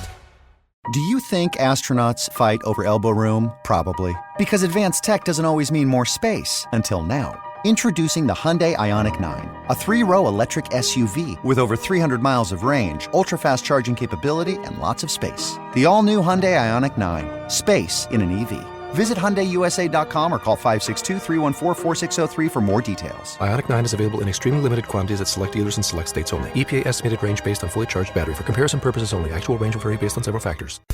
The Men's Room presents Profile This. Yes, Steven Throwhook, could you please tell everyone how Profile This is played? I sure can, Miles. It's a simple game where we share with you a real-life news story, something that happened right here on planet Earth. Earth. And as you listen to the story, based on the stereotypes you believe to be true of people and the decisions that people make, we'll ask you what it is you think makes the story a story. Hello, Nathan. Welcome to the Men's Room. Hola. All right, Nathan, you understand how this here game is played? I do. I just want to say it was good seeing you. You do? You just want to say what? Uh-oh. And he's gone. You got to be kidding me. Nathan. Hello? Oh, there he is. Okay. So you just wanted to say what now, Nathan? Oh, I just want to say it was an awesome turnout for Kevin and Elko the other day. It was good to see you guys. Yeah, for sure. All right, Nathan. Today, you have your choice of one of three categories. We have Bite Me. In other words, what did someone find in their food? Animalize This, where you guess the animal responsible for causing the problem. And finally, today, Seriously, where you guess the petty conflict that led to violence. Ooh. Okay, let's go with Animalize This. That's got a good Wildlife rescuers up the road in British Columbia. They are caring for an animal that stowed away an erect plane for a trip via helicopter, boat, and trailer. The Interior Wildlife Rehabilitation Society said it is frequently contacted to remove stowaway animals from cars, but this situation on a plane was, quote, unique. According to them, they said a wreck recovery company transported a wrecked plane from Mackenzie, Canada to Kelowna, Canada, a distance of about 538 miles. And they did this via helicopter, then boat, then trailer. Well, it was only once the wreckage was being unloaded into the company's flat deck that the animal was found hiding underneath the pilot's seat, and they realized this thing has been here for the entire journey. According to the Interior Wildlife, they said, quote, with the help of our supporting veterinarian, we lightly sedated the animal into its rear end, and then they point out the only reason we did it in its butt is because it's the only spot we could get to through the small plane window. We then pulled the animal out very gently by the front arms, and a few minutes later, he was safe, and we took him to a place to be rehabilitated. The question is, what is this stowaway animal that traveled 538 miles, again, via helicopter, boat, and trailer? Was it a porcupine? Was it a skunk? Was it a fox, or was it a python? So porcupine, skunk, fox, or python? Ooh, okay. Well, first of all, I thought you said an erect plane, and I was quite confused. And trust me, when I said the word out loud, I'm like, I really would. Erect, W-R-E-C-K. Yeah, trust me, I thought the same thing when I said it. Nathan, I'm taking the skunk. Yeah, well, I was thinking of that, but I might go porcupine just because there's not as many areas for them to, get the sedation syringe in, and snakes don't have arms. And I'm glad you noticed that. Rear end, but yeah, snakes don't have arms. They don't. I think they used to. I don't know. I'll just say it's a fox. Fox. Okay. What was stowed away? Are you going porcupine? Is that your final answer? Yes, sir. Porcupine. What was stowed away there in that airplane? Porcupine, skunk, fox, or python? We'll find out next. That was a tease. You are listening to The Men's Room. This episode is brought to you by Progressive Insurance. Whether you love true crime or comedy, celebrity interviews or news, you call the shots on what's in your podcast queue. And guess what? Now you can call them on your auto insurance too with the Name Your Price tool from Progressive. It works just the way it sounds. You tell Progressive how much you want to pay for car insurance, and they'll show you coverage options that fit your budget. Get your quote today at Progressive.com to join the over 28 million drivers who trust Progressive. Progressive Casualty Insurance Company and Affiliates. Price and coverage match limited by state law. Hate doing cardio? Try brushing and flossing your teeth. I'm not talking about building up a sweat. I'm talking about building a healthier mouth. For a healthier heart, for a healthier you. Smile Generation trusted dentists look at your care through the lens of the mouth-body connection, because what happens in the mouth plays a critical role for the rest of your body. To find a dentist near you committed to treating all of you, visit smilegeneration.com/confidence today and live longer, healthier, and happier with confidence unleashed. Do you think astronauts fight over elbow room? Probably. Because advanced tech doesn't always mean more space. Until now. Introducing the Hyundai Ioniq 9, a 3-row electric SUV with over 300 miles of range, ultra-fast charging capability, and lots of space. The all-new Hyundai Ioniq 9. Space in an EV. Visit HyundaiUSA.com or call 562-314-4603 for more details. Ioniq 9 is available in extremely limited quantities at select dealers in select states only. EPA estimated range based on fully charged battery. For comparison purposes only. Actual range will vary based on several factors. The debauchery rolls on. You're listening to The Men's Room with Miles and Thrill. 99.9 KISW. Categories analyze this on profile this. We had to BC up north, where a team that went in to basically collect a wrecked aircraft had to take the contents of that like 2 or 3 different ways. But either way, they figured out by the time that they finally got to the destination where they were taking this plane, there was actually an animal within the aircraft located under the pilot's seat. Yes. Which they then tranquilized and successfully removed. Question is, was that a porcupine, a skunk, a fox, or a python? Yes, indeed. And Nathan, that's the question that we posed to you. But let us start with Miles Montgomery. Went with the skunk. Yes. It was not a skunk, although I do feel like that is a very good guess. Like, let's be gentle about this. B. Ted Smith, you went with the fox. Got bad news. I was not on that flight, Ted. It was not a flight. And that leaves you, Nathan. Good for me. You went with the porcupine. Okay. And you are correct. Nice job, brother. Nice job. Yeah, they said it was a delicate operation. Yeah, it was. Well, it's the thing. They said they saw it and they're like, oh, F. I mean, like, what do we do, man? And as it turns out, the one little window they could get access to it, that's where the thing's ass was. So, like, it's better to do it that way because their fear was if the porcupine were facing them, whether you know this or not, they can kind of launch quills. Right? So if it's facing when it feels threatened, it can shoot them a certain distance of feet. And they were like, we didn't want that. So luckily, it was the ass end facing the window. We tranquilized a porcupine. You ever see those videos of like the little, I don't know, a cub, lion cub? And it clearly does not know what it's doing yet. And it's just got quills all in its mouth. Oh, God. I've seen it's that. It's like, oh, the little baby one made a mistake. Yeah. I've seen dogs. I've seen a lot of dogs. Like, Cats. dude, after the first bite, maybe stop. But dogs are like, nah, I'm going to get this. Now for all TV news all the time, it's time for TV Time with Ted. And now, because your pathetic life is confined to countless hours in front of a talking box, the Men's Room presents TV Time with Ted. You know, usually I like to start with some stuff I've been watching lately. I don't know. How do you guys, if something's 5 out of 10, what does that make you feel? To me, it just means it's exactly what you expect. It's fine. It's like a ham and cheese sandwich, right? It's not going to be great. It's not going to be bad. It's ham and cheese. It's a 5 out of 10. It's not going to be a masterpiece. It's going to be good. Yeah. It's fine. Party pizza. Right. 5 out of 10 every time. It's fine. All right. It'll do the trick.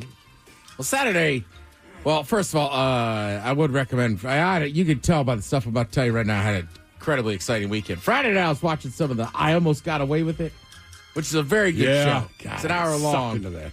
I got sucked into 3 episodes of it. And then I told Mike I was really pissed off on Saturday, and my buddies were like, what? How did this show piss you off? I said, the one guy has escaped jail twice. All right. You know how they called him, Miles? This is a stupid dopehead that mixed up his uppers from his downers. Oh, no. And just swallowed a bunch of them at the same time and, like, basically fell asleep on there he is. Because he took all the downers. Come on, man. You're embarrassing yourself. Yeah, and I just couldn't get over it. How can you be smart enough to sneak out of jail twice and be that bad of a dopehead? I know someone who's very close to me. She has a very early morning job, okay? Mm-hmm. And she was, last time we were hanging out, she goes, I have pills that look very similar. Uh-oh. And one is a vitamin, and the other one is a melatonin. And she wakes up at like 5:30 in the morning to go to work. Tell me she popped a melatonin. She popped a melatonin. At 5 a.m. She got to work, and she was like, oh, and she's a high school teacher. She's like, oh, no. Like, that was a dumb move. Should have paid attention. Oh, yeah. Yeah. Now she's just chugging coffee. Like the rest of us grown-ups. Get them in a chewable. Mm-hmm. There you go. It's hard. The vitamins or the melatonin? The melatonin. My prescriptions are tough. There is a lot of vitamins now. Thankfully, there's a movement to get more. There's a lot of people like me that hate swallowing stuff. Yeah. So you can find more of them. You got to do a little hunting around. I had to go to a lot of like health food stores to find certain supplements that you could have chewable. But I found them. So I watched that on Friday night. Got up Saturday. Did anybody else in here get fired up for the Champions League final? The Kings of Europe for soccer. No. Nope. Not shocked. I was gonna. Don't worry. You didn't miss much. Paris Saint-Germain just went out there and absolutely drubbed Inter Milan, like 5-0. So then that night, I watched Napoleon. I love history. Was that the Joaquin? Correct. Joaquin Phoenix. Yeah, Joaquin Phoenix, right. So it's like 2.5 hours. Mm-hmm. And I know Miles and I bring this up all the time. I'm always like, I'm not going to sit here and watch 2.5 hours movie. I said, you know what? I like history. I'm going to watch it. But again, it's like a 5 out of 10. And somebody said, would you recommend it? I said, yeah. It just focuses a lot more like kind of his love life and inner workings. Yeah, I needed more battle scenes. And then, frankly, at the end of it, they kind of rattled off some of the stats. And I'm like, I always thought of Napoleon, whether he's a dictator or not, like a good strategic That's war. what you imagine, yeah. You look at some of the losses they were taking in those wars, and I'm like, I don't know that he was that good. Oh, really? So he was just dumping a lot of bodies at it. But, like I said, it's 2.5 hours. If you like history, I'd say it's probably good enough, but I don't know. Nothing to write home about. So like I said, it's 5 out of 10. 5 out of 10, that's not a sales pitch. Also, like, we're kind of getting to a little bit of dry period here because the Pacers won the Eastern Conference Final on Saturday. I mean, they absolutely just kicked the crap out of the Knicks. Yes. The Knicks just can't seem to put together a third quarter. But aren't you glad? I am. Now I'm just a little bummed because it could have been a Game 7 tonight, but you're right. The Knicks fans would have been obnoxious. Good for the Pacers. I think, look, I was going to cheer for whoever came out of the East just because I don't like Oklahoma City. Yeah. But now that you have the Pacers, who I think have only been to one finals once, they've never won a championship. I think Reggie Miller might have lost to Michael Jordan or something like that. I think you might be right. Well, he couldn't have lost to Michael Jordan in the finals. They're both in the East. Yeah, that's true. Okay, well, then that wasn't it. Yeah, that was the team that stopped it at the time. I do think it's good that the two best teams in the league are in it. I mean, from the standpoint of how they played all year. Both those teams were the best. Yeah, well, I thought Cleveland was the number one seed. Maybe so. In the East. Maybe Cleveland. Here's the deal. You just got to figure out some way to match up with OKC, which is just tough. Yeah. They're just a good club. You're 100% correct. I know. That's the issue. That's all you got to do.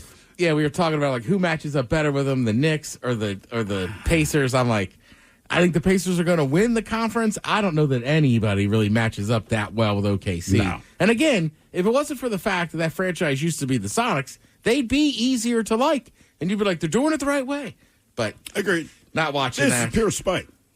Yeah. Yeah, but no bones about it. F you, lose. And then I know I'm talking into a complete void here, but college baseball, you can't have 10-minute reviews.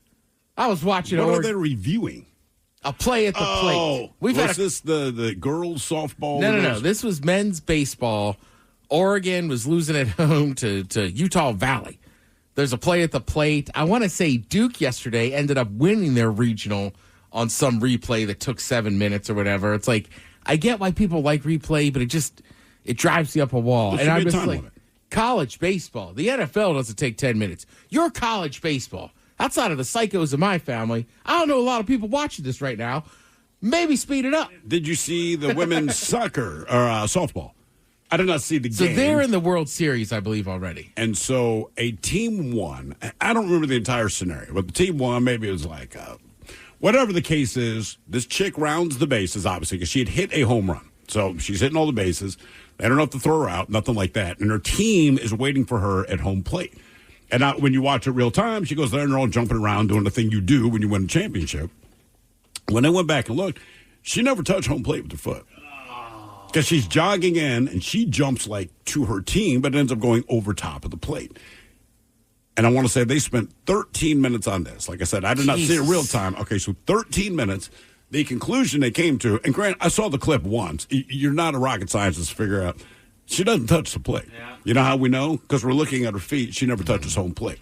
So I don't know it took 13 minutes, but at the end of their 13 minutes, to talk about the fact that she never actually touched home plate, they gave her the run anyway, and her team won. Yeah, because it's right. What is the purpose of reviewing it? Right, and I'm fine with that, right? Like, we all know she hit a home run. Just let it go. But you're right. Why spend that much time? Why'd you spend 13 And again, minutes? you're not talking about the NFL or the NBA or hockey. We were talking about fringe sports here. You have the nation's audience, like the captive audience, like, don't take that long. No, no. All right. This is kind of a weird list here. Celebrities that are kissers. Good kissers, bad kissers. Okay. I know. How do they do this research? I think talking to all of their co-stars. Come here for a minute. So it's a pop culture website. They've been asking fans to rate celebrity kissers from personal experience. They even say here, we have no idea if these are true or not. Okay. This is completely speculation. So they're saying from personal experience. Right. So, like, if somebody would have to be like, no, I've kissed Steve the Thrill Hill. I know this. Or I've kissed Mike Hawk. Right. Right. So we're gonna trust them, but it's all legend. Right. Jesus. You'd think that they would go to the celebrities that they were on scene. On camera with. Because there's a lot of testimonial about that from, they've asked actors and actresses, like, who was your favorite, who's your least favorite, and they'll dime them right out. The person I read that was very good at, and this is years ago, nothing to do with this survey, and I can't remember the actress they were talking to. Of course, they said this guy kissed really well, and it just irritated me, but it was Matthew McConaughey.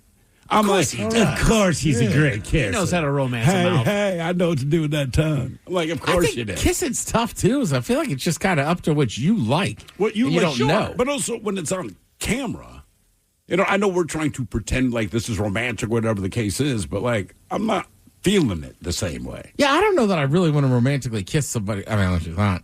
But like on camera, if I'm not really into it, it'd be hard to give them my full effort. Right. You know what I mean? But the Like, thing look, is, it looks bad if you do. I would say if I'm a co-star attractive, this is the scene, we get handsy and do this thing. Yeah. She might yell at, hey, cut, hey, man. You might have a really weird look on your face. Right. Eyes closed. You don't know what you look like when you're kissing. What if I'm a bad guy and I force the kiss on him? well, everybody They says probably do the best one. everybody says practice like you play, but nobody. There's hard. You can't make 100%. And every practice. game's very different. Not going open mouth on screen here.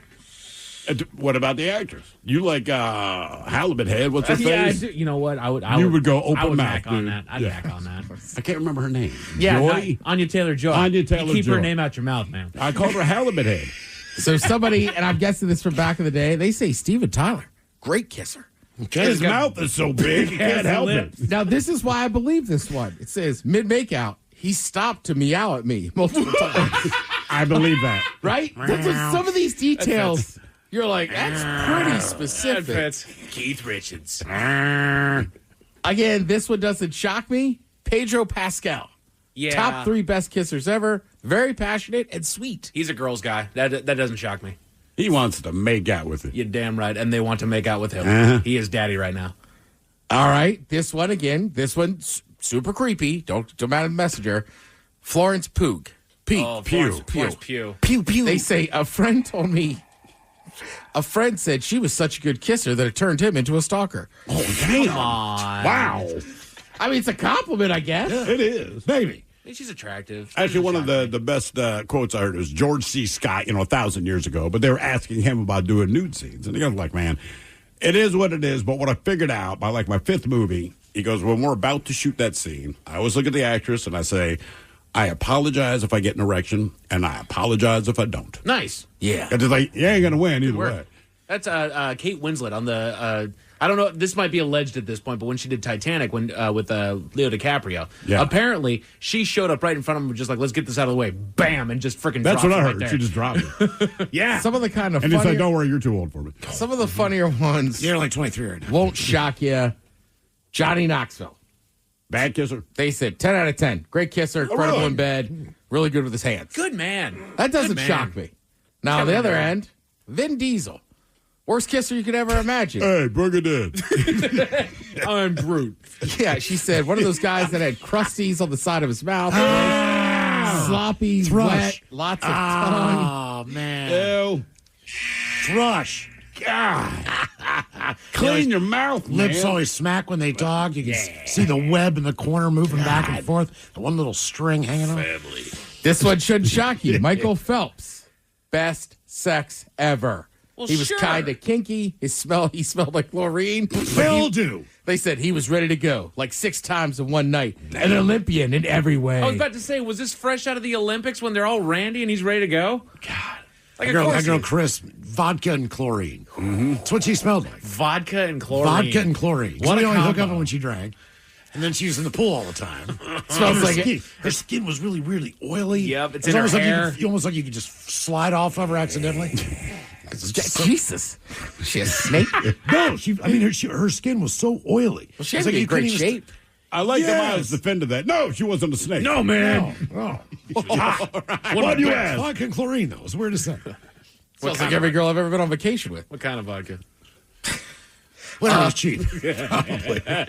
Some woman said Morgan Wallen's a terrible kisser, but That sounds like scorn. he's so popular right now. It's kind of cool to hate. It's You guys obviously- are insisting that he's a good kisser because you're No, fans. I'm not saying he's a good kisser. I'm just. You believe that he's probably a good He's kisser. an F boy, man. He goes and he nails whatever he wants to, and then Then he moves doesn't on. have to be a good kisser. Exactly. If Yeah, he is or like not, that's. doesn't I would matter. say that's more of it. Like at his stage of his career, I don't know that he. I'm with Mike. I don't know that he cares. No. Like what? It's like a stop Morgan Wallen About from getting anything. laid. About anything. Yeah, I mean, take any rock star. I know he's a country guy, but take any rock star. It's like Just law of averages. They're not going to hit it out of the park every That time. man can cast a net on Broadway and pull up 6. I swear to God, I don't care that much. Start getting worked up there. Easy I tap. know. I got to come. Look, you try kissing all those girls. on that man. I feel bad for him. Lips are raw. Jesus, man. The man's trying. I don't know. Watch something. Thank you, Tim. We appreciate it. You're listening to The Men's Room. The Men's Room returns with Miles and Thrill. Now, let's see what's happening in the real All right, world. here we go. Authorities say to lock your car because of bears. After a bear breaks into a locked car. Yeah. Meanwhile, a bear in Florida goes swimming and takes a nap before heading to the bar. Man breaks out of prison using a farm tractor to escape. Jersey man trying to steal a tire off a cop's car should have been in better shape. And a home store advertises a storage unit so easy, a woman could set it up. It's time for your headline. Now, it's time to hit the headlines. Here's my cock. All right, our top story. We go to Newark, where targets need to be chosen more carefully. Around 4 in the morning, a man went out to his car to find another man attempting to steal his tires. He confronted him and a scuffle ensued, but what the tire thief didn't know is that he chose a bad target for his thievery, as the car that he was stealing the tires off of belonged to an off-duty police officer. A patrolling officer was flagged down while the two wrestled each other, and they were able to break up the action, arresting the man and taking the other to the hospital for minor injuries. Good work. Oops. Oopsie daisy, that's a cop. In other news, over in the UK, a local DIY furniture store had to issue an apology. B&Q, think of them like the UK's Home Depot, kind of like an IKEA also. All right. Felt the need to rethink the marketing around one of their cabinets available to customers. It's a simple DIY construction piece that's a tall storage cabinet, perfect for saving space with a slim design to fit in almost any corner. And is, quote, easy to assemble, even if you're a girl. That's a quote. This had a bit of an adverse reaction from the general public as they issued an apology to those offended by their choice of words, chalking it up to the poor choices of a third-party seller. And the listing was removed. Everything's third party. So easy, you can put it together if you're a girl. What was it, a tent? No, it was just cabinets. It was shelves. Huh. Man, it must be easy. I mean, my girl's never put together shelves. Yeah, but she can do this one. That's right. She just watched Even while her. I've done it. Honey, we're getting new shelves. You're putting them together. Hey, baby, the game's on. I'm going to watch that. You put the shelves together. Don't worry. The label says you can. Right? Label says you're on it. That's right. Have at it. Hey, crack a beer while you're doing it. I was going to say, let me get a cold one for you. Tackle this project. Speaking of tackling, kickoff. Yeah. Hang on. Between quarters, I'll make you a sandwich. There you go. Oh, dear. To Australia. I'm sorry, that one made me chuckle. That's unbelievable. The dude just put it in there. I know. Even a broad can do it. Yeah, you know Yeah, these hold on, dames. Liz. Yeah. They can read instructions now, see? Yeah, see? You just put one in front of the other. Men don't need instructions. That's right. Don't worry, it doesn't need all the tools and whatnot. Just click the pieces together like Legos. To Australia, where they need the public's help. The local correctional facility is on the lookout for an escaped convict after he was discovered to be missing after failing to appear for a head count. They believe that he was working on the prison farm, conducting duties at the correctional center using a tractor that they have on site, which is now missing as well, allegedly using the tractor to orchestrate his escape. He was last seen around 10:30 that morning, and they're asking the public's help to call authorities if they spot him. Brother escaped on a tractor. I know. On a tractor. Look, I understand that it is a motorized vehicle, and they do have a certain amount of speed to them. A certain amount? Yes. Nobody was watching this dude on a tractor. On a tractor. On a tractor. Like, that is your escape vehicle. I'd have been the guy like, bro, we have planned this escape. You're telling, all I said was get a vehicle, you got a tractor? Right. Exactly. That's what you got. So meanwhile, Ted's freaking out about a guy who's smart enough to bust out of jail twice. I'm like, isn't that hard? Yeah, maybe not. Depends on where you're at, I guess. Bit of a terrifying story out of Connecticut. A family is being used as a cautionary tale for locals, though I'm not sure what else people can do. Photos were shared to social media of damage that a family car sustained thanks to a bear that wanted inside. They believe that the bear managed to smash through the window and proceed to tear the door off of the car in order to get in. Local authorities reminded people of the importance of keeping their doors locked this time of year as the bears roam around looking for food. The family comments that their doors were locked at the time of the encounter. Though luckily nobody was inside. If a bear wants in, they're going to get in. They're going to get in. That's yes. why around Yellowstone and wherever else you might encounter a bear in the wild, they tell you not to feed them because they are horrifically strong. Yeah. Have you seen a bear just when it wants to get in the car? Right. It just takes his paw, slaps the window completely shatters, and they climb in and get what they want. Correct. Locking your door doesn't do anything. They rip the damn thing off. If you look at the carnage on this thing, Right. it looks like, you remember back in the days when the Seahawks were in the Super Bowl, they had that big old crane that would like tear and rip apart cars and whatnot. Yeah. It looked like one of those went to town on this damn thing. Yep.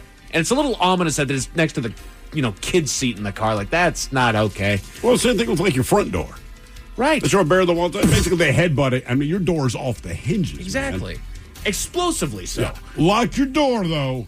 But on a lighter note, thankfully, there's good news. we go to Florida, where construction sites are bound to have squatters. A crew arrived on the job at a home that they were building to find out that it had someone sleeping inside.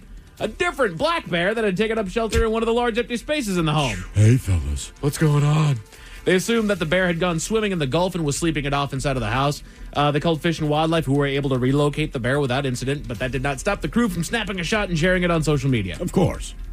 I mean, it's kind of nice. The guy's just like, he's broadside. He's just laying down there like a dog. Take it while he's asleep. Exactly. If you're going to do it now. Right. Dude, can you imagine? Because it looked like it was in a bathroom that they were building or something like that. Yeah. Can you imagine going into a house under construction, going around a corner, and there's a bear just in knocked any out of it? scenario Yeah. that is not me out in the wilderness, no. Like, imagine walking into work, we open the studio door. Oh! Jesus! Exactly. I would wake the bear up, because that would be my reaction. Like, goo! Yeah, that's true. I wouldn't do it on purpose. What the hell are all the bears in Florida? I don't know, dude. They're tons. They're all in the Gulf. They have a huge coat. Like, move north. Like, you're overdressed. They just swim in the Gulf. You're overdressed. I actually enjoy this weather. What's going on Couldn't this wait, time bro. of year? Jesus. I'm here for the beaches.